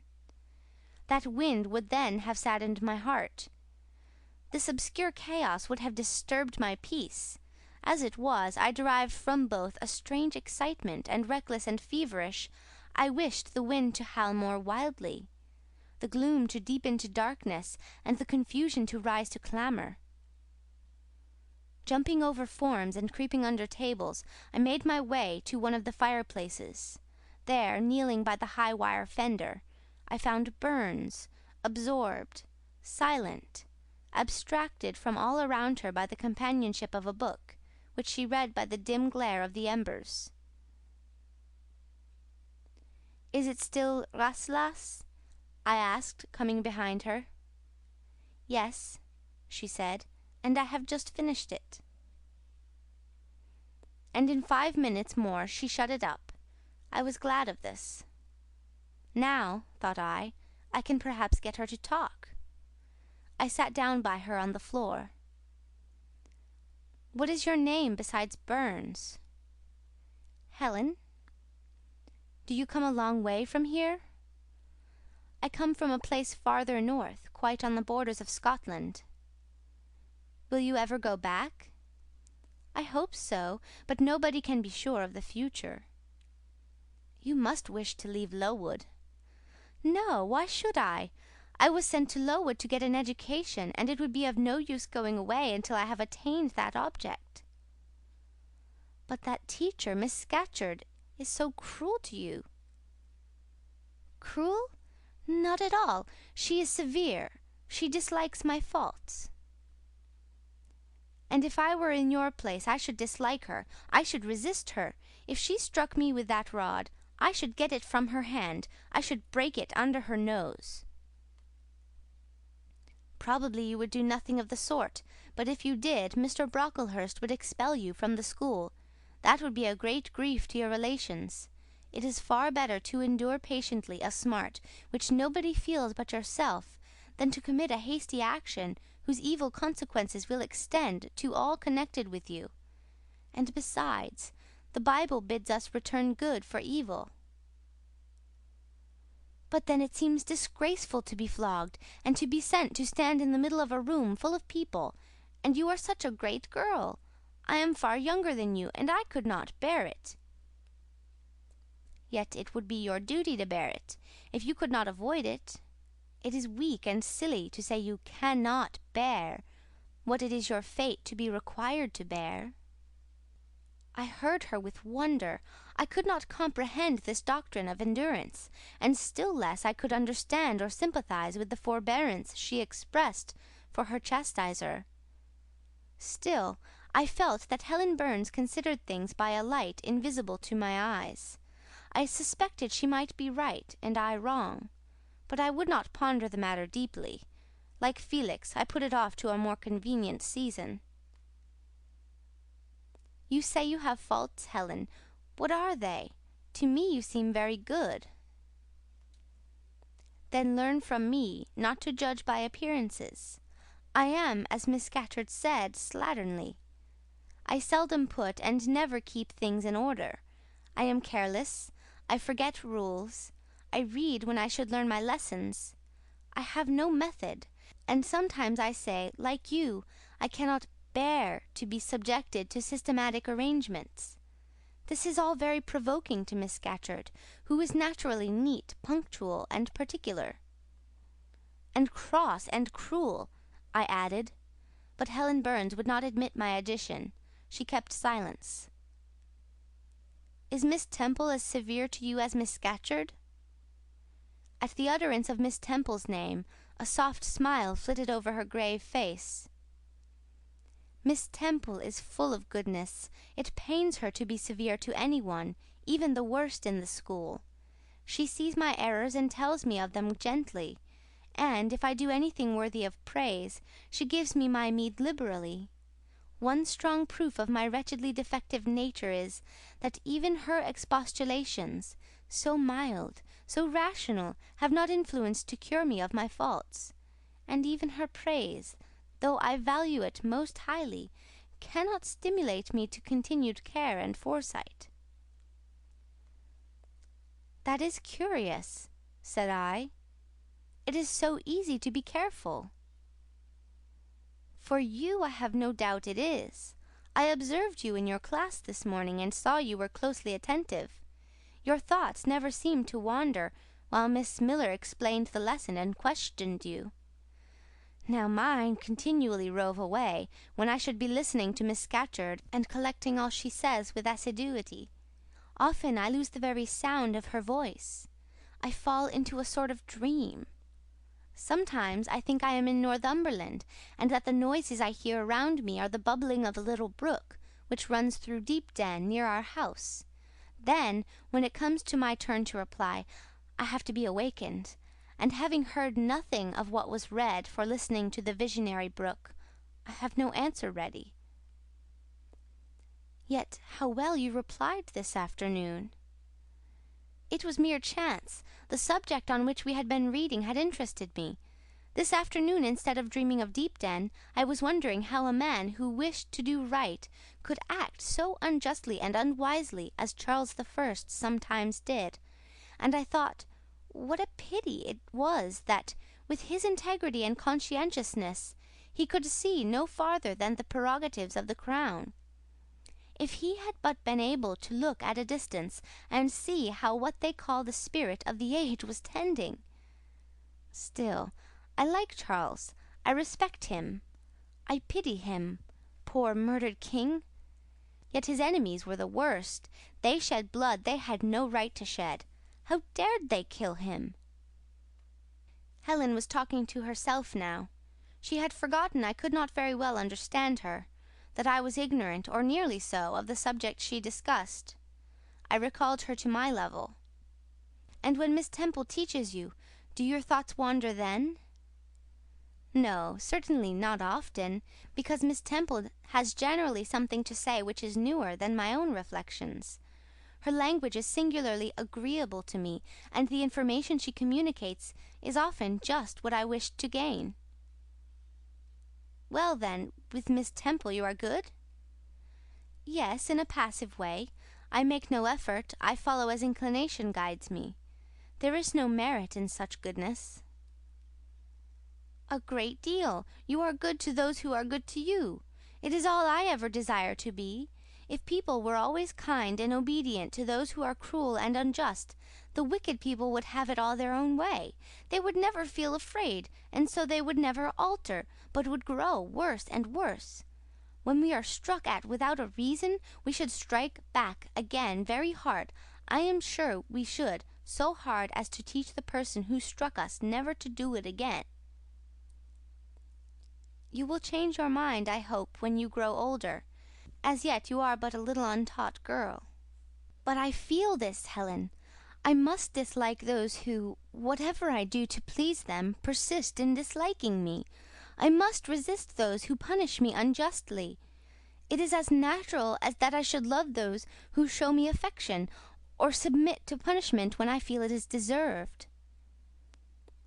Heathens and savage tribes hold that doctrine, but Christians and civilized nations disown it. How? I don't understand. It is not violence that best overcomes hate, nor vengeance that most certainly heals injury. What then?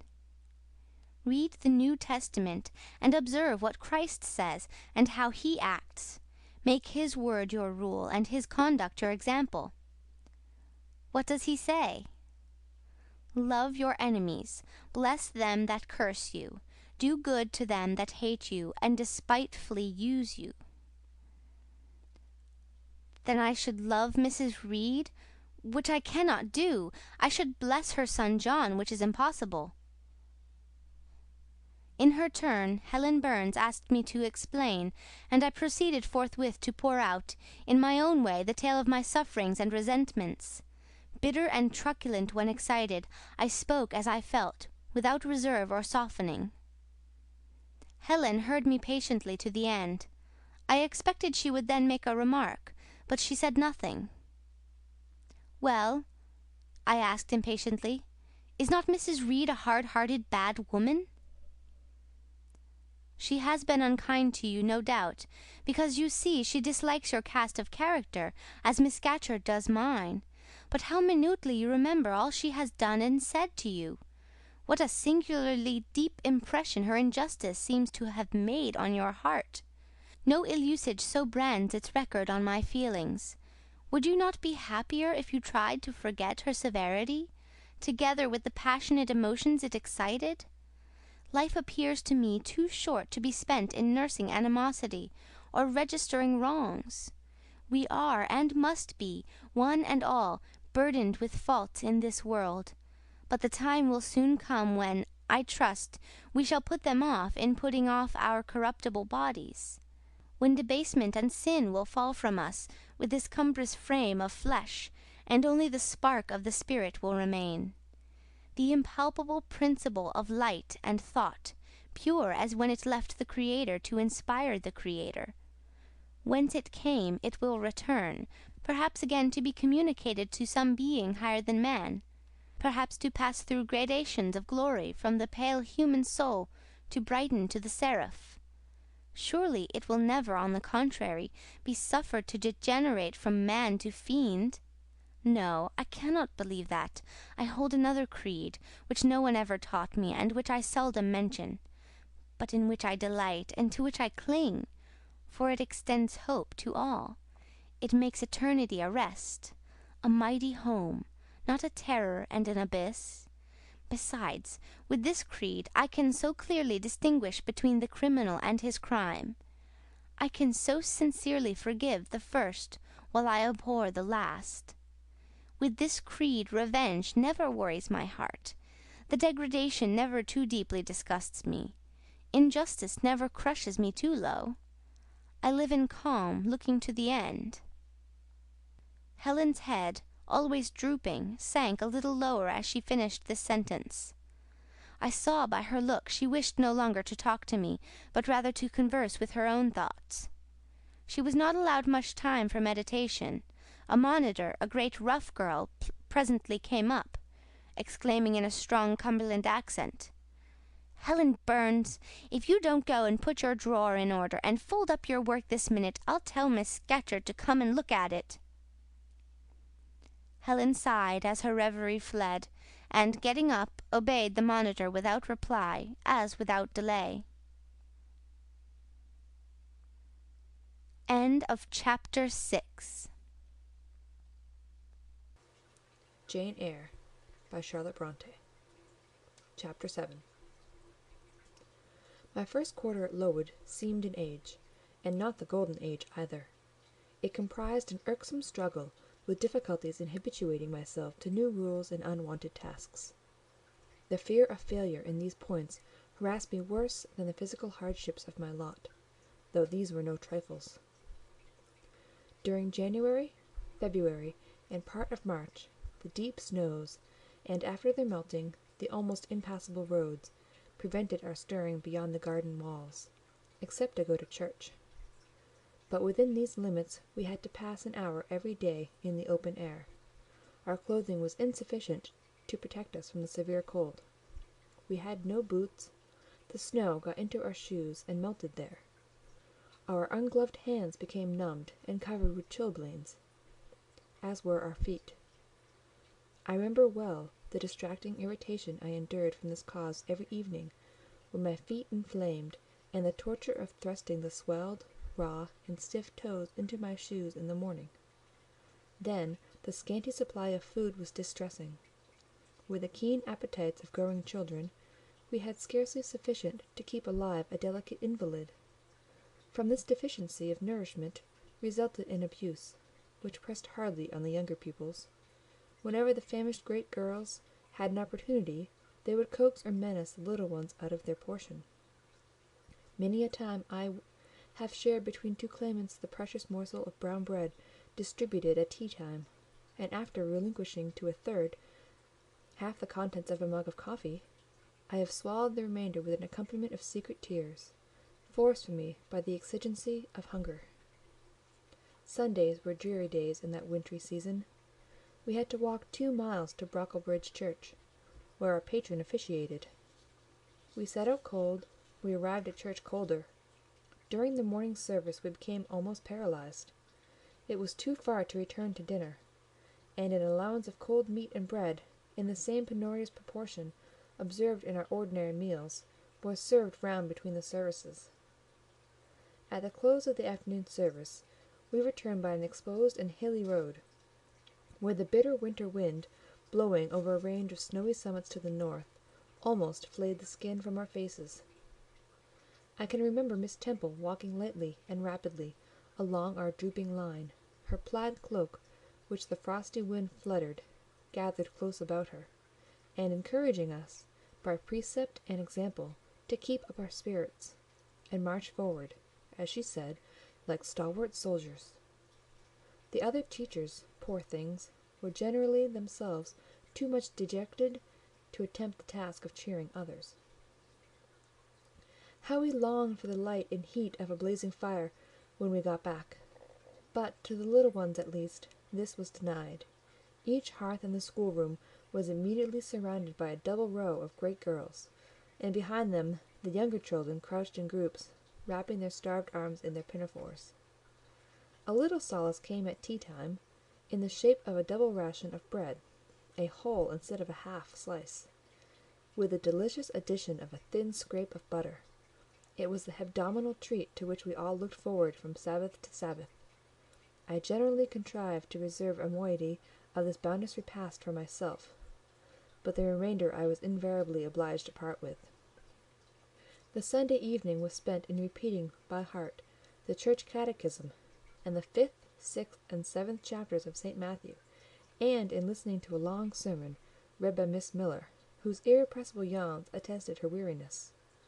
A frequent interlude of these performances was the enactment of the part of Eutychus by some half-dozen of little girls, who, overpowered with sleep, would fall down, if not out of the 3rd loft, yet off the 4th form, and be taken up half dead. The remedy was to thrust them forward into the centre of the schoolroom, and oblige them to stand there till the sermon was finished. Sometimes their feet failed them, and they sank together in a heap. They were then propped up with the monitor's high stools. I have not yet alluded to the visits of Mr. Brocklehurst, and indeed that gentleman was from home during the greater part of the first month after my arrival, perhaps prolonging his stay with his friend the Archdeacon. His absence was a relief to me. I need not say that I had my own reasons for dreading his coming, but come he did at last. One afternoon, I had then been 3 weeks at Lowood, as I was sitting with a slate in my hand, puzzling over a sum in long division, my eyes, raised in abstraction to the window, caught sight of a figure just passing.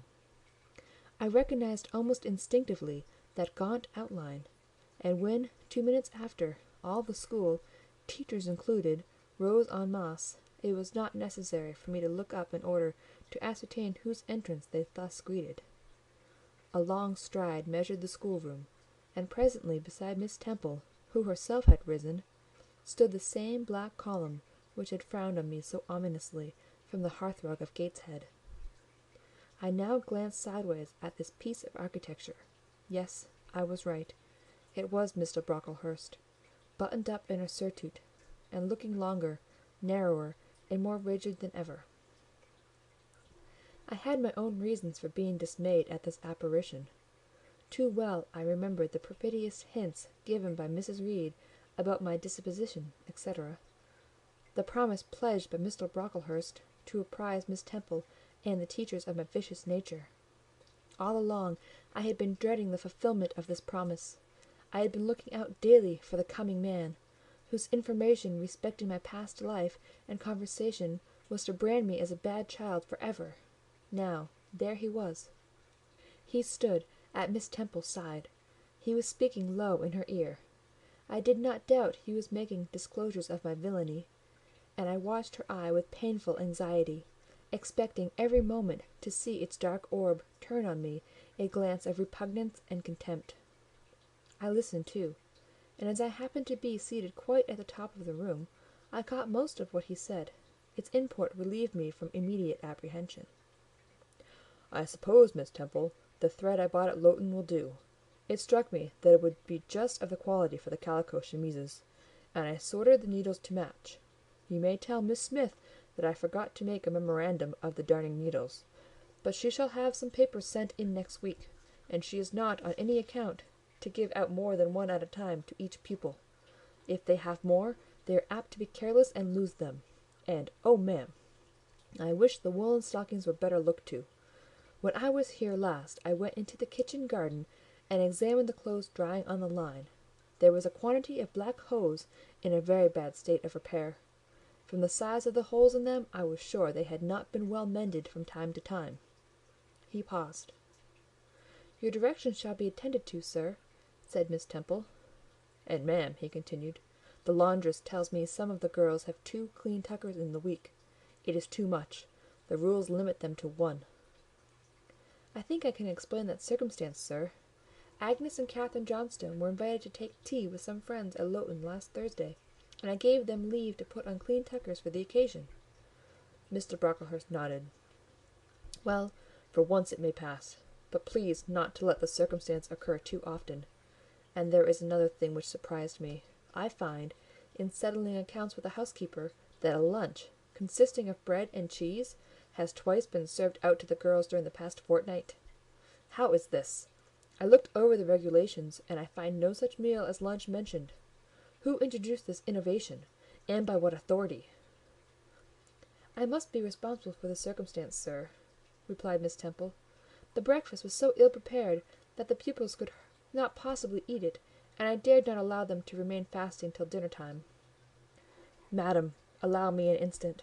You are aware that my plan in bringing up these girls is, not to accustom them to habits of luxury and indulgence, but to render them hardy, patient, self-denying. Should any little accidental disappointment of the appetite occur, such as the spoiling of a meal, the under or the overdressing of a dish, the incident ought not to be neutralized by replacing with something more delicate the comfort lost, thus pampering the body and obviating the sum of this institution. It ought to be improved to the spiritual edification of the pupils, by encouraging them to evince fortitude under temporary privation. A brief address on those occasions would not be mistimed, wherein a judicious instructor would take the opportunity of referring to the sufferings of the primitive Christians, to the torments of martyrs, to the exhortations of our blessed Lord himself, calling upon his disciples to take up their cross and follow him, to his warnings that man should not live by bread alone, but by every word that proceedeth out of the mouth of God, to his divine consolations. If ye suffer hunger or thirst for my sake, happy are ye. O madam, when you put bread and cheese instead of burnt porridge into these children's mouths, you may indeed feed their vile bodies, but you little think how you starve their immortal souls." Mr. Brocklehurst again paused, perhaps overcome by his feelings. Miss Temple had looked down when he first began to speak to her, but she now gazed straight before her, and her face, naturally pale as marble, appeared to be assuming also the coldness and fixity of that material, especially her mouth, closed as if it would have required a sculptor's chisel to open it, and her brow settled gradually into petrified severity. Meantime, Mr. Brocklehurst, standing on the hearth, with his hands behind his back, majestically surveyed the whole school. Suddenly, his eyes gave a blink, as if it had met something that either dazzled or shocked its pupil. Turning, he said in more rapid accents than he had hitherto used, "Miss Temple, Miss Temple, what is that girl with curled hair? Red hair, ma'am, curled all over." And extending his cane, he pointed to the awful object, his hand shaking as he did so. "It is Julia Severn," replied Miss Temple, very quietly. "Julia Severn, ma'am, and why has she, or any other, curled hair? Why, in defiance of every precept and principle of this house, does she conform to the world so openly, here, in an evangelical charitable establishment, as to wear her hair one mass of curls?" "Julia's hair curls naturally," returned Miss Temple, still more quietly. "Naturally! Yes, but we are not to conform to nature. I wish these girls to be the children of grace. And why that abundance? I have again and again intimated that I desire the hair to be arranged closely, modestly, plainly. Miss Temple, that girl's hair must be cut off entirely. I will send a barber to-morrow, and I see others who have far too much of the excrescence. That tall girl, tell her to turn round. Tell all the first form to rise up and direct their faces to the wall." Miss Temple passed her handkerchief over her lips, as if to smooth away the involuntary smile that curled them. She gave the order, however, and when the first class could take in what was required of them, they obeyed. Leaning a little back on my bench, I could see the looks and grimaces with which they commented on this manoeuvre. It was a pity Mr. Brocklehurst could not see them too. He would perhaps have felt that, whatever he might do with the outside of the cup and platter, the inside was farther beyond his interference than he imagined. He scrutinized the reverse of these living metals some 5 minutes, then pronounced sentence. These words fell like the knell of doom. "All those top knots must be cut off." Miss Temple seemed to remonstrate. "Madam," he said, "I have a master to serve, whose kingdom is not of this world. My mission is to mortify in these girls the lust of the flesh, to teach them to clothe themselves with shamefacedness and sobriety, not with braided hair and costly apparel; and each of the young persons before us has a string of hair twisted in plaits which vanity itself might have woven. These, I repeat, must be cut off. Think of the time wasted, of—" Mr. Brocklehurst was here interrupted. 3 other visitors, ladies, now entered the room. They ought to have come a little sooner to have heard his lecture on dress, for they were splendidly attired in velvet, silk, and furs. The 2 younger of the trio, fine girls of 16 and 17, had grey beaver hats, then in fashion, shaded with ostrich plumes, and from under the brim of this graceful head-dress fell a profusion of light tresses, elaborately curled. The elder lady was enveloped in a costly velvet shawl, trimmed with ermine, and she wore a false front of French curls. These ladies were deferentially received by Miss Temple as Mrs. and Mrs. Brocklehurst, and conducted to seats of honour at the top of the room. It seems they had come in the carriage with their reverend relative, and had been conducting a rummaging scrutiny of the room upstairs, while he transacted business with the housekeeper, questioned the laundress, and lectured the superintendent. They now proceeded to address divers remarks and reproofs to Miss Smith, who was charged with the care of the linen and the inspection of the dormitories; but I had no time to listen to what they said. Other matters called off and enchanted my attention. Hitherto, while gathering up the discourse of Mr. Brocklehurst and Miss Temple, I had not, at the same time, neglected precautions to secure my personal safety, which I thought would be effected if I could only elude observation. To this end I had sat well back on the form, and while seeming to be busy with my sum, had held my slate in such a manner as to conceal my face. I might have escaped notice, had not my treacherous slate somehow happened to slip from my hand, and falling with an obtrusive crash, directly drawn every eye upon me.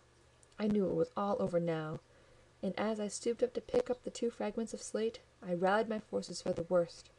It came. "A careless girl," said Mr. Brocklehurst, and immediately after, "It is the new pupil, I perceive." And before I could draw breath, "I must not forget I have a word to say respecting her." Then aloud, how loud it seemed to me, "Let the child who broke her slate come forward." Of my own accord I could not have stirred. I was paralysed. But the 2 grey girls who sat on each side of me, set me on my legs and pushed me towards the dread judge. And then Miss Temple gently assisted me to his very feet, and I caught her whispered counsel. "Don't be afraid, Jane. I saw it was an accident. You shall not be punished." The kind whisper went to my heart like a dagger. Another minute, and she will despise me for a hypocrite, thought I, and an impulse of fury against Reed, Brocklehurst, and company bounded in my pulses at the conviction. I was no Helen Burns. "Fetch that stool," said Mr. Brocklehurst, pointing to a very high one, from which a monitor had just risen. It was brought. "Place the child upon it." And I was placed there, by whom I don't know. I was in no condition to note particulars. I was only aware that they had hoisted me up to the height of Mr. Brocklehurst's nose, that he was within a yard of me, and that a spread of shot orange and purple silk pelisses and a cloud of silvery plumage extended and waved below me. Mr. Brocklehurst hemmed. "Ladies," said he, turning to his family, "Miss Temple, teachers, and children, you all see this girl?" Of course they did, for I felt their eyes directed like burning glasses against my scorched skin. "You see she is yet young. You observe that she possesses the ordinary form of childhood. God has graciously given her the shape that he has given to all of us. No signal deformity points her out as a marked character. Who would think that the evil one has already found a servant and agent in her? Yet such, I grieve to say, is the case." A pause, in which I began to steady the palsy of my nerves, and to feel that the Rubicon had passed, and that the trial, no longer to be shirked, must be firmly sustained. "My dear children," pursued the black marble clergyman, with pathos, "this is a sad, a melancholy occasion, for it becomes my duty to warn you that this girl, who might be one of God's own lambs, is a little castaway, not a member of the true flock, but evidently an interloper and an alien. You must be on your guard against her. You must shun her example. If necessary, avoid her company. Exclude her from your sports, and shut her out from your converse. Teachers, you must watch her. Keep your eyes on her movements. Weigh well her words. Scrutinize her actions. Punish her body to save her soul, if indeed such salvation be possible. For my tongue falters while I tell it.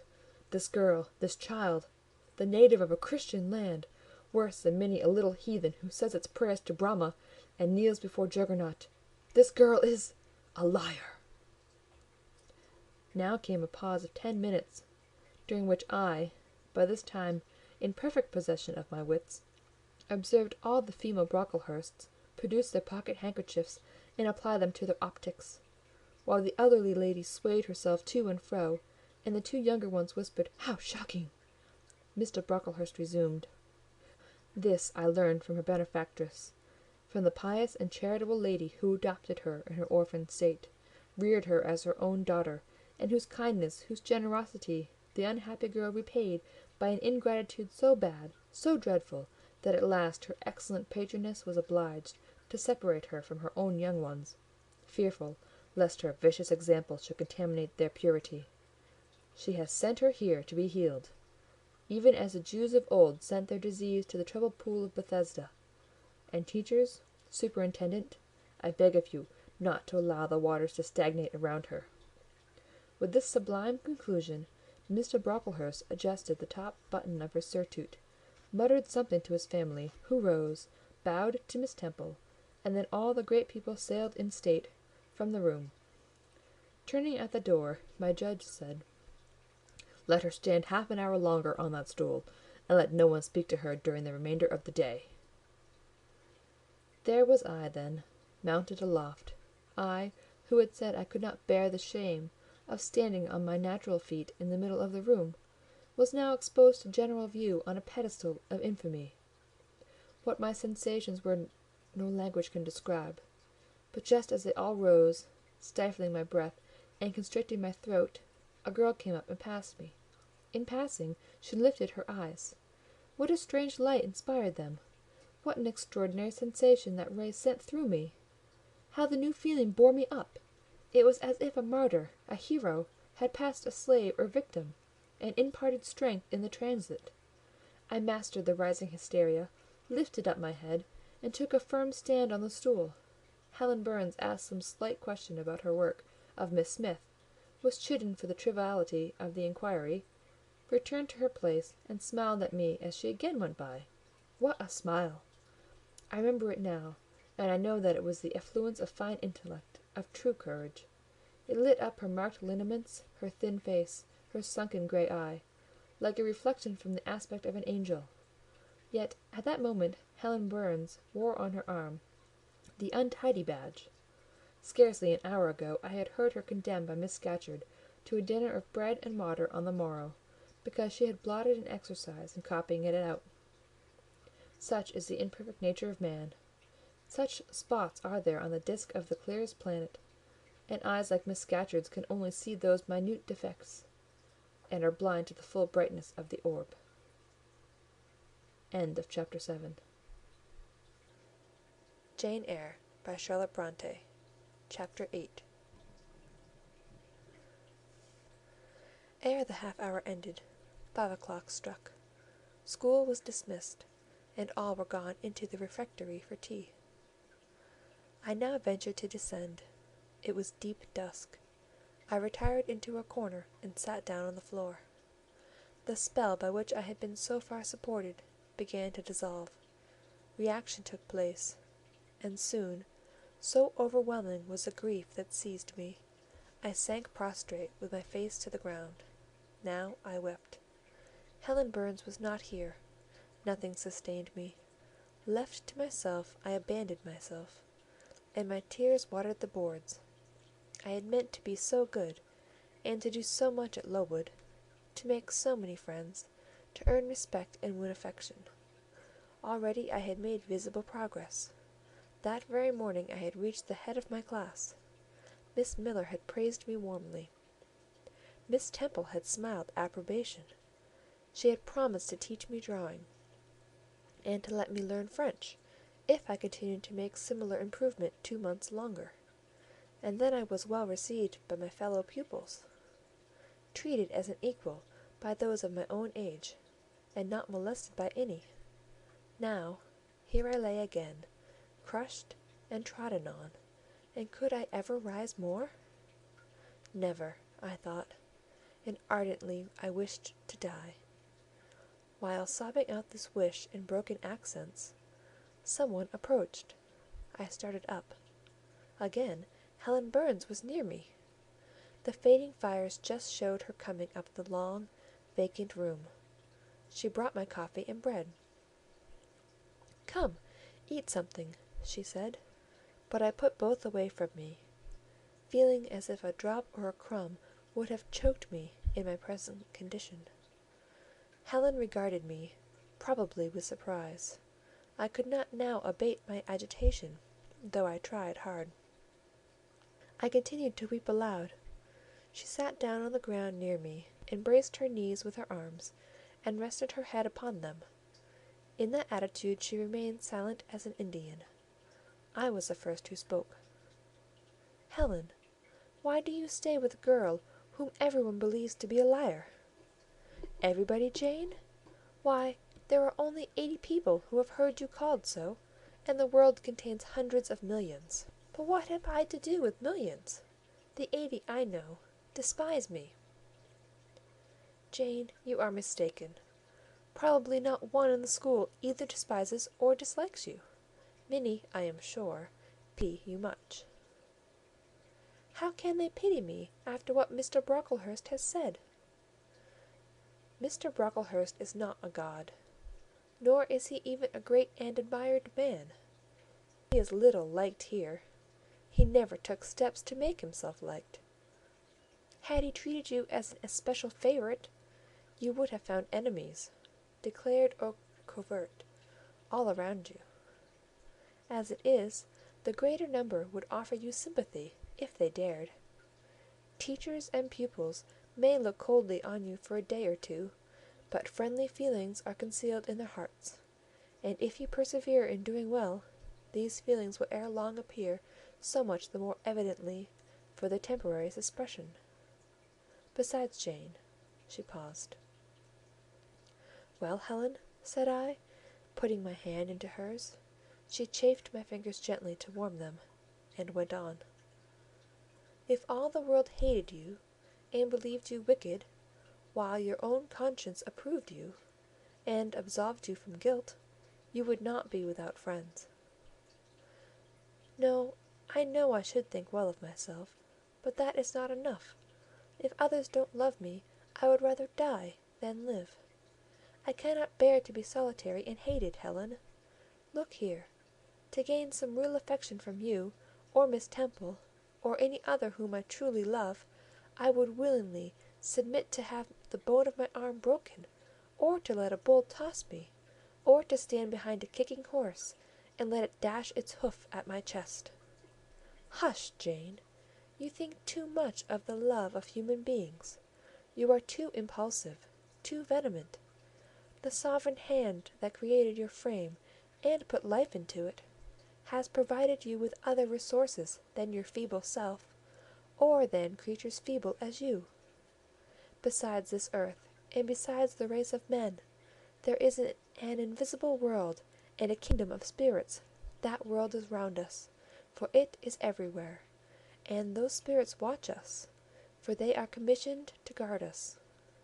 And if we were dying in pain and shame, if scorn smote us on all sides, and hatred crushed us, angels see our tortures, recognize our innocence, if innocent we be, as I know you are of this charge which Mr. Brocklehurst has weakly and pompously repeated at second hand from Mrs. Reed, for I read a sincere nature in your ardent eyes and on your clear front. And God waits only the separation of spirit from flesh to crown us with a full reward. Why, then, should we ever sink overwhelmed with distress, when life is so soon over, and death is so certain an entrance to happiness, to glory? I was silent. Helen had calmed me, but in the tranquillity she imparted there was an alloy of inexpressible sadness. I felt the impression of woe as she spoke, but I could not tell whence it came, and when, having done speaking, she breathed a little fast, and coughed a short cough, I momentarily forgot my own sorrows, to yield to a vague concern for her. Resting my head on Helen's shoulder, I put my arms round her waist. She drew me to her, and we reposed in silence. We had not sat long thus, when another person came in. Some heavy clouds, swept from the sky by a rising wind, had left the moon bare, and her light, streaming in through a window near, shone full both on us and on the approaching figure, which we at once recognized as Miss Temple. "I came on purpose to find you, Jane Eyre," said she. "I want you in my room, and as Helen Burns is with you, she may come too." We went, following the superintendent's guidance. We had to thread some intricate passages, and mount a staircase before we reached her apartment. It contained a good fire, and looked cheerful. Miss Temple told Helen Burns to be seated in a low armchair on one side of the hearth, and herself taking another, she called me to her side. "Is it all over?" she asked, looking down at my face. "Have you cried your grief away?" "I am afraid I shall never do that." "Why?" "Because I have been wrongly accused, and you, ma'am, and everybody else, will now think me wicked." "We shall think you what you prove yourself to be, my child. Continue to act as a good girl, and you will satisfy us." "Shall I, Miss Temple?" "You will," said she, passing her arm round me.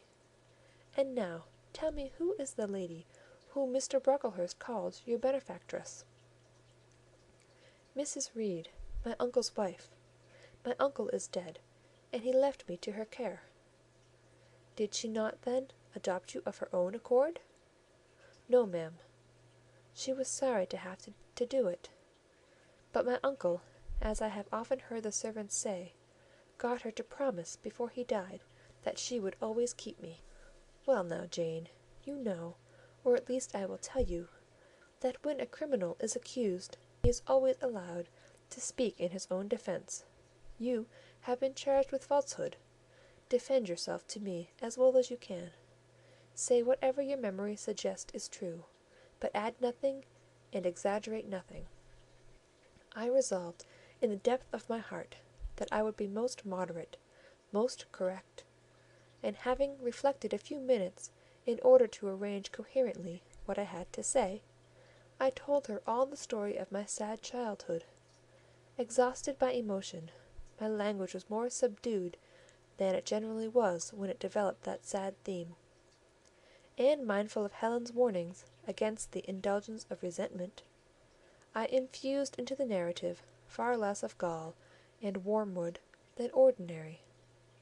Thus restrained and simplified, it sounded more credible. I felt as I went on that Miss Temple fully believed me. In the course of the tale I had mentioned Mr. Lloyd as having come to see me after the fit, for I never forgot that, to me, frightful episode of the Red Room, in detailing which my excitement was sure, in some degree, to break bounds, for nothing could soften in my recollection the spasm of agony which clutched my heart when Mrs. Reed spurned my wild supplication for pardon, and locked me a second time in the dark and haunted chamber. I had finished. Miss Temple regarded me a few minutes in silence. She then said, "I know something of Mr. Lloyd. I shall write to him. If his reply agrees with your statement, you shall be publicly cleared from every imputation. To me, Jane, you are clear now." She kissed me, and still keeping me at her side, where I was well contented to stand, for I derived a child's pleasure from the contemplation of her face, her dress, her one or two ornaments, her white forehead, her clustered and shining curls, and beaming dark eyes, she proceeded to address Helen Burns. "How are you to-night, Helen? Have you coughed much to-day?" "Not quite so much, I think, ma'am." "And the pain in your chest?" "It is a little better." Miss Temple got up, took her hand, and examined her pulse. Then she returned to her own seat. As she resumed it, I heard her sigh low. She was pensive a few minutes; then, rousing herself, she said cheerfully, "But you two are my visitors to-night. I must treat you as such." She rang a bell. "Barbara," she said to the servant who answered it, "I have not yet had tea. Bring the tray and place cups for these two young ladies." And a tray was soon brought. How pretty, to my eyes, did the china cups and bright teapot look, placed on the little round table near the fire! How fragrant was the steam of the beverage, and the scent of the toast, of which, however, I, to my dismay, for I was beginning to be hungry, discerned only a very small portion. Miss Temple discerned it too. "Barbara," said she, "can you not bring a little more bread and butter? There is not enough for 3. Barbara went out. She returned soon. "Madam, Mrs. Harden says she has sent up the usual quantity." Mrs. Harden, be it observed, was the housekeeper, a woman after Mr. Brocklehurst's own heart, made up of equal parts of whalebone and iron. "Oh, very well," returned Miss Temple, "we must make it do, Barbara, I suppose." And as the girl withdrew, she added, smiling, "Fortunately, I have it in my power to supply deficiencies, for this once." Having invited Helen and me to approach the table, and placed before each of us a cup of tea with one delicious but thin morsel of toast, she got up, unlocked a drawer, and taking from it a parcel wrapped in paper, disclosed presently to our eyes a good-sized seed cake. "I meant to give each of you some of this to take with you," said she, "but as there is so little toast, you must have it now." And she proceeded to cut slices with a generous hand. We feasted that evening as on nectar and ambrosia, and not the least delight of the entertainment was the smile of gratification with which our hostess regarded us, as we satisfied our famished appetites on the delicate fare she liberally supplied. Tea over, and the tray removed, she again summoned us to the fire. We sat one on each side of her, and now a conversation followed between her and Helen, which it was indeed a privilege to be admitted to hear. Miss Temple had always something of serenity in her air, of state in her mien, of refined propriety in her language, which precluded deviation into the ardent, the excited, the eager; something which chastened the pleasure of those who looked on her and listened to her, by a controlling sense of awe; and such was my feeling now. But as to Helen Burns, I was struck with wonder. The refreshing meal, the brilliant fire, the presence and kindness of her beloved instructress, or perhaps more than all these, something in her own unique mind had roused her powers within her. They woke, they kindled. First, they glowed in the bright tint of her cheek, which till this hour I had never seen but pale and bloodless. Then they shone in the liquid lustre of her eyes, which had suddenly acquired a beauty more singular than that of Miss Temple's, a beauty neither of fine colour, nor long eyelash, nor pencilled brow, but of meaning, of movement, of radiance. Then her soul sat on her lips, and language flowed, from what source I cannot tell. Has a girl of 14 a heart large enough, vigorous enough, to hold the swelling spring of pure, full, fervid eloquence? Such was a characteristic of Helen's discourse on that, to me, memorable evening. Her spirit seemed hastening to live within a very brief span, as much as many live during a protracted existence. They conversed of things I had never heard of nations and times past, of countries far away, of secrets of nature discovered or guessed at. They spoke of books, how many they had read, what stores of knowledge they possessed. Then they seemed so familiar with French names and French authors; but my amazement reached its climax when Miss Temple asked Helen if she sometimes snatched a moment to recall the Latin her father had taught her, and, taking a book from the shelf, bade her read and construe a page of Virgil; and Helen obeyed, my organ of veneration expanding at every sounding line. She had scarcely finished ere the bell announced bedtime. No delay could be admitted. Miss Temple embraced us both, saying, as she drew us to her heart, "God bless you, my children." Helen she held a little longer than me. She let her go more reluctantly. It was Helen her eye followed to the door. It was for her, a second time, breathed a sad sigh. For her, she wiped a tear from her cheek. On reaching the bedroom, we heard the voice of Miss Scatcherd. She was examining drawers.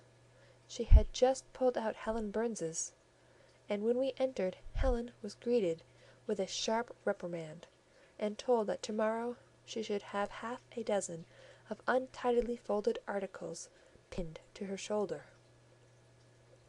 "My things were, indeed, in shameful disorder," murmured Helen to me in a low voice. "I intended to have arranged them, but I forgot." Next morning Miss Scatcherd wrote in conspicuous characters on a piece of pasteboard the word "slattern," and bound it like a phylactery round Helen's large, mild, intelligent, and benign-looking forehead. She wore it till evening, patient, unresentful, regarding it as a deserved punishment. The moment Miss Scatcherd withdrew after afternoon school, I ran to Helen, tore it off, and thrust it into the fire, the fury of which she was incapable had been burning in my soul all day, and tears, hot and large, had continually been scalding my cheek, for the spectacle of her sad resignation gave me an intolerable pain at the heart. About a week subsequently to the incidents above narrated, Miss Temple, who had written to Mr. Lloyd, received his answer. It appeared that what he said went to corroborate my account. Miss Temple, having assembled the whole school, announced the inquiry had been made into the charges alleged against Jane Eyre, and that she was most happy to be able to pronounce her completely cleared from every imputation. The teachers then shook hands with me and kissed me, and a murmur of pleasure ran through the ranks of my companions. Thus relieved of a grievous load, I, from that hour, set to work afresh. Resolved to pioneer my way through every difficulty, I toiled hard, and my success was proportionate to my effort. My memory, not naturally tenacious, improved with practice. Exercise sharpened my wits. In a few weeks I was promoted to a higher class. In less than 2 months I was allowed to commence French and drawing.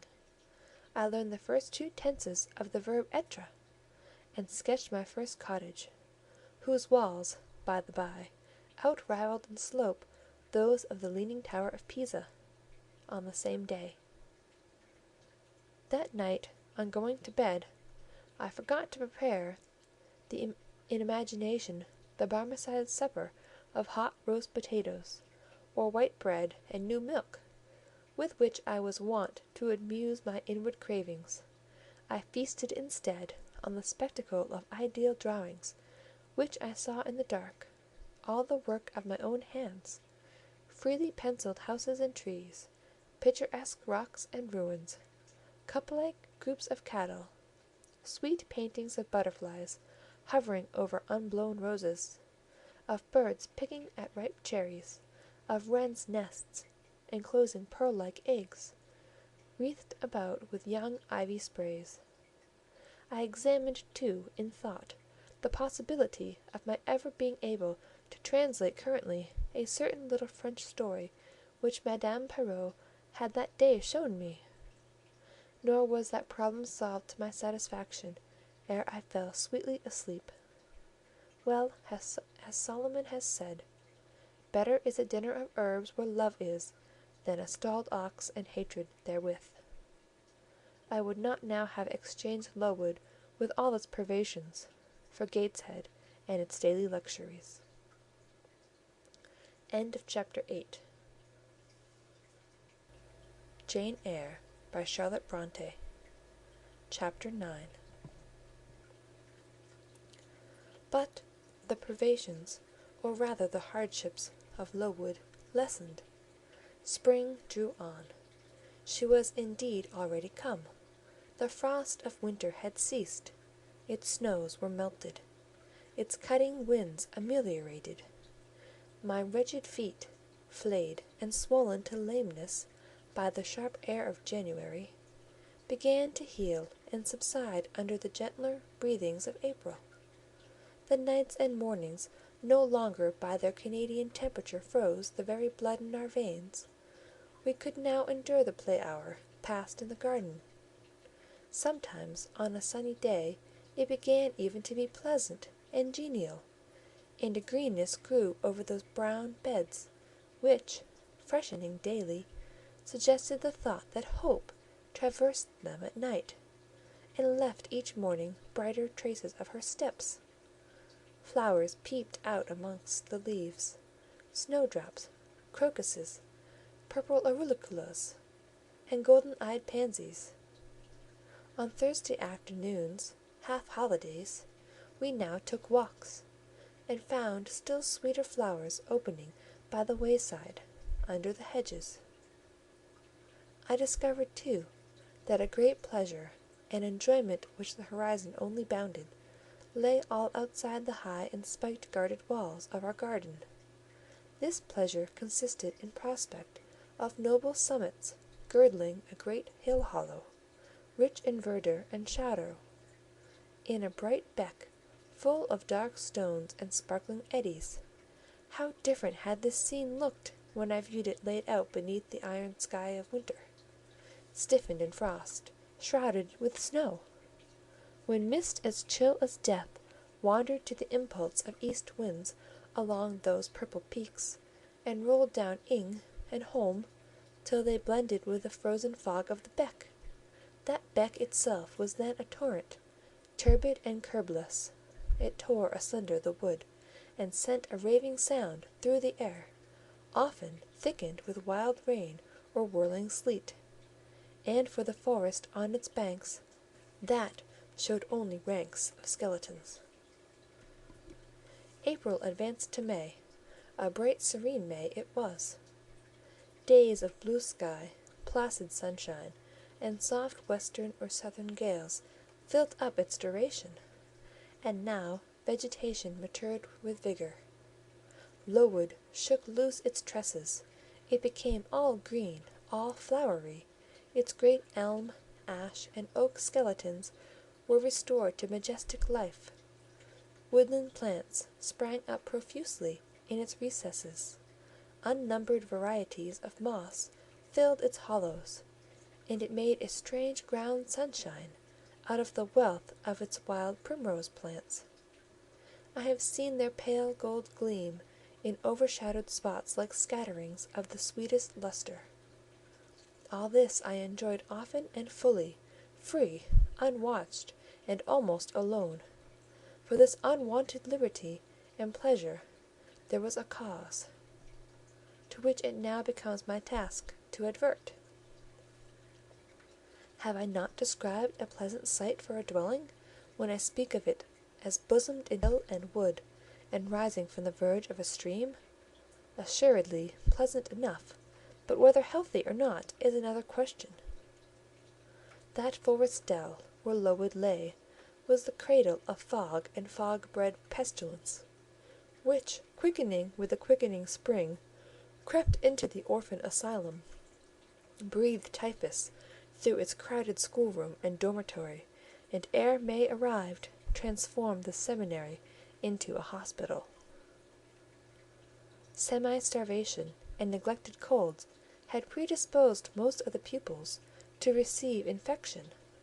45 out of the 80 girls lay ill at one time. Classes were broken up, rules relaxed.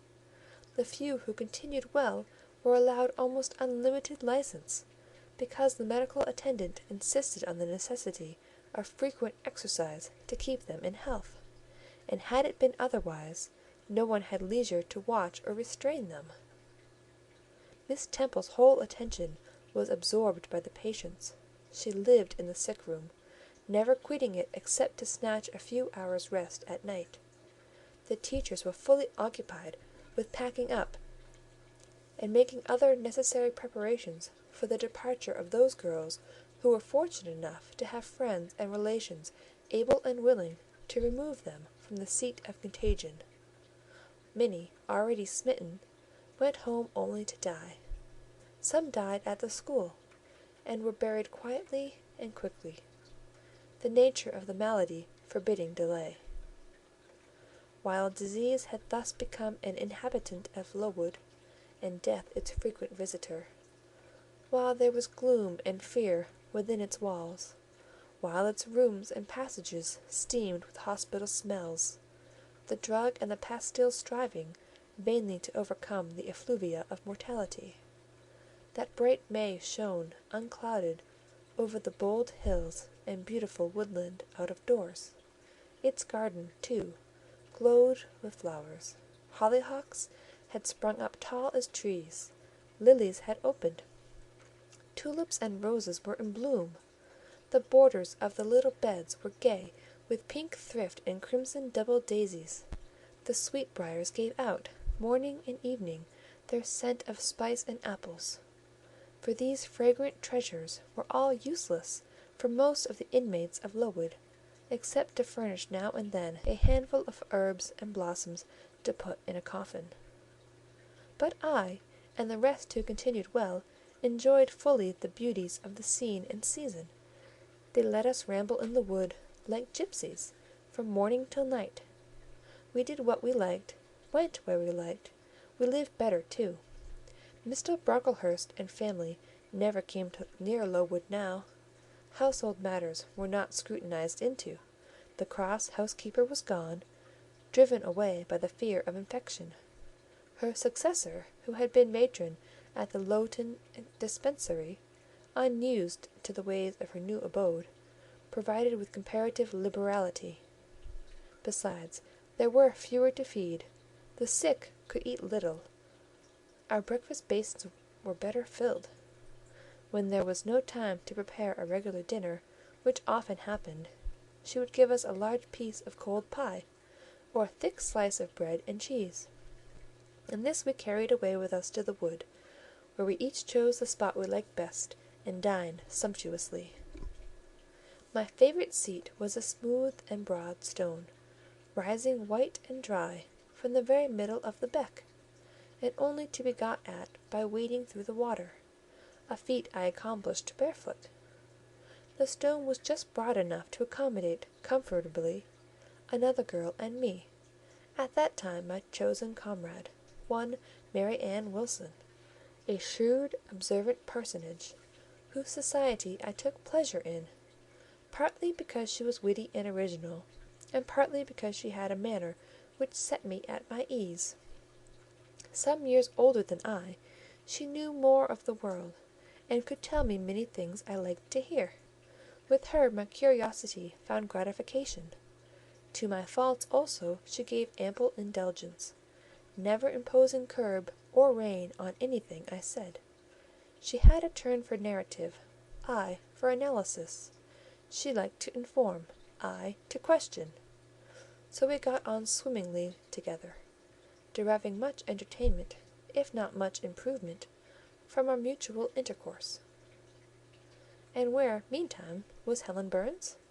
Why did I not spend these sweet days of liberty with her? Had I forgotten her?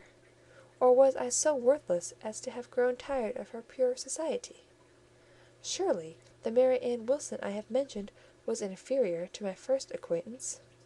She could only tell me amusing stories, and reciprocate any racy and pungent gossip I chose to indulge in, while, if I had spoken truth of Helen, she was qualified to give those who enjoyed the privilege of her converse a taste of far higher things. True, reader, and I knew and felt this. And though I am a defective being, with many faults and few redeeming points, yet I never tired of Helen Burns, nor even ceased to cherish for her a sentiment of attachment, as strong, tender, and respectful as any that ever animated my heart. How could it be otherwise, when Helen, at all times and under all circumstances, evinced for me a quiet and faithful friendship, which ill humour never soured, nor irritation never troubled? But Helen was ill at present. For some weeks she had been removed from my sight to I knew not what room upstairs. She was not, I was told, in the hospital portion of the house with the fever patients, for her complaint was consumption, not typhus, and by consumption I, in my ignorance, understood something mild, which time and care would be sure to alleviate. I was confirmed in this idea by the fact of her once or twice coming downstairs on very warm, sunny afternoons, and being taken by Miss Temple into the garden. But on these occasions I was not allowed to go and speak to her. I only saw her from the schoolroom window, and then not distinctly, for she was much wrapped up, and sat at a distance under the veranda. One evening in the beginning of June, I had stayed out very late with Mary Ann in the wood. We had, as usual, separated ourselves from the others, and had wandered off far, so far that we lost our way, and had to ask it at a lonely cottage, where a man and woman lived, who looked after a herd of half-wild swine that fed on the mast in the wood. When we got back, it was after moonrise. A pony, which we knew to be the surgeon's, was standing at the garden door. Mary Ann remarked that she supposed someone must be very ill, as Mr. Bates had been sent for at that time of the evening. She went into the house. I stayed behind a few minutes to plant in my garden a handful of roots I had dug up in the forest, and which I feared would wither if I left them till the morning. This done, I lingered yet a little longer. The flowers smelt so sweet as the dew fell. It was such a pleasant evening, so serene, so warm. The still glowing west promised so fairly another fine day on the morrow. The moon rose with such majesty in the grave east. I was noting these things and enjoying them as a child might, when it entered my mind, as it had never done before, "How sad to be lying now on a sick bed, and to be in danger of dying! This world is pleasant; it would be dreary to be called from it, and to have to go who knows where." And then my mind made its first earnest effort to comprehend what had been infused into it concerning heaven and hell, and for the first time it recoiled, baffled, and for the first time glancing behind, on each side, and before it, it saw all round an unfathomed gulf. It felt the one point where it stood, the present; all the rest was formless cloud and vacant depth, and it shuddered at the thought of tottering and plunging amid the chaos. While pondering this new idea, I heard the front door open. Mr. Bates came out, and with him was a nurse. After she had seen him mount his horse and depart, she was about to close the door, but I ran up to her. "How is Helen Burns?" "Very poorly," was the answer. "Is it her Mr. Bates has been to see?" "Yes." "And what does he say about her?" "He says she'll not be here long." This phrase, uttered in my hearing yesterday, would have only conveyed the notion that she was about to be removed to Northumberland, to her own home. I should not have suspected that it meant she was dying, but I knew instantly now. It opened clear on my comprehension that Helen Burns was numbering her last days in this world, and that she was going to be taken to the region of spirits, if such region there were. I experienced a shock of horror, then a strong thrill of grief, then a desire, a necessity to see her, and I asked in what room she lay. "She is in Miss Temple's room," said the nurse. "May I go up and speak to her?" "Oh no, child, it is not likely; and now it is time for you to come in. You'll catch the fever if you stop out when the dew is falling." The nurse closed the front door. I went in by the side entrance, which led to the schoolroom. I was just in time. It was 9 o'clock, and Miss Miller was calling the pupils to go to bed. It might be 2 hours later, probably near 11, when I, not having been able to fall asleep, and deeming, from the perfect silence of the dormitory, that my companions were all wrapped in profound repose, rose softly, put on my frock over my night-dress, and without shoes, crept from the apartment, and set off in quest of Miss Temple's room. It was quite at the other end of the house, but I knew my way, and the light of the unclouded summer moon, entering here and there at passage windows, enabled me to find it without difficulty. An odour of camphor and burnt vinegar warned me when I came near the fever room, and I passed its door quickly, fearful lest the nurse who sat up all night should hear me. I dreaded being discovered and sent back, for I must see Helen. I must embrace her before she died. I must give her one last kiss, exchange with her one last word. Having descended a staircase, traversed a portion of the house below, and succeeded in opening and shutting without noise 2 doors, I reached another flight of steps. These I mounted, and then, just opposite to me, was Miss Temple's room. A light shone through the keyhole, and from under the door profound stillness pervaded the vicinity.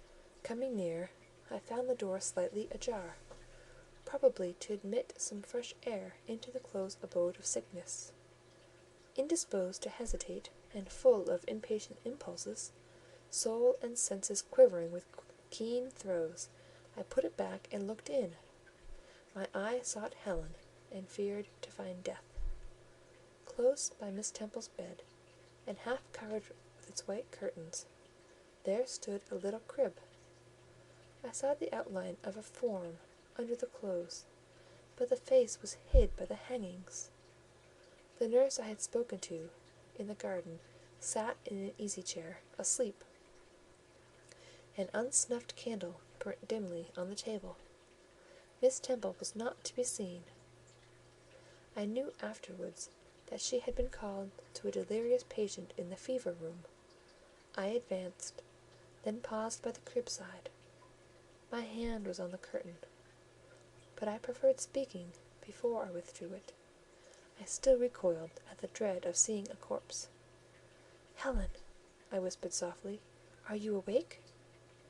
She stirred herself, put back the curtain, and I saw her face, pale, wasted, but quite composed. She looked so little changed that my fear was instantly dissipated. "Can it be you, Jane?" she asked in her own gentle voice. "Oh," I thought, "she is not going to die. They are mistaken. She could not speak and look so calmly if she were." I got on to her crib and kissed her. Her forehead was cold, and her cheek both cold and thin, and so were both her hand and wrist, but she smiled as of old. "Why are you come here, Jane? It is past 11 o'clock. I heard it strike some minutes since." "I came to see you, Helen. I heard you were very ill, and I could not sleep till I had spoken to you." "You came to bid me good-bye, then? You were just in time, probably." "Are you going somewhere, Helen? Are you going home?" "Yes, to my long home, my last home." "No, no, Helen!" I stopped, distressed. While I tried to devour my tears, a fit of coughing seized Helen. It did not, however, wake the nurse. When it was over, she lay some minutes exhausted. Then she whispered, "Jane, your little feet are bare. Lie down and cover yourself with my quilt." I did so. She put her arm over me, and I nestled close to her. After a long silence, she resumed, still whispering, "I am very happy, Jane, and when you hear that I am dead, you must be sure, and not grieve. There is nothing to grieve about. We all must die one day, and the illness which is removing me is not painful. It is gentle and gradual. My mind is at rest. I leave no one to regret me much. I have only a father, and he is lately married, and will not miss me. By dying young I shall escape great sufferings. I had not qualities or talents to make my way very well in the world. I should have been continually at fault." "But where are you going to, Helen? Can you see? Do you know?" "I believe. I have faith. I am going to God." "Where is God? What is God?" "My Maker and yours, who will never destroy what He created. I rely implicitly on His power, and confide wholly in His goodness. I count the hours till that eventful one arrives, which shall restore me to Him, reveal Him to me." "You are sure then, Helen, that there is such a place as heaven, and that our souls can get to it when we die?" "I am sure there is a future state. I believe God is good. I can resign my immortal part to Him, without any misgiving. God is my Father. God is my friend. I love Him. I believe He loves me." "And shall I see you again, Helen, when I die?" "You will come to the same region of happiness, be received by the same mighty, universal Parent, no doubt, dear Jane." Again I questioned, but this time only in thought. "Where is that region? Does it exist?" And I clasped my arms closer round Heaven. She seemed dearer to me than ever.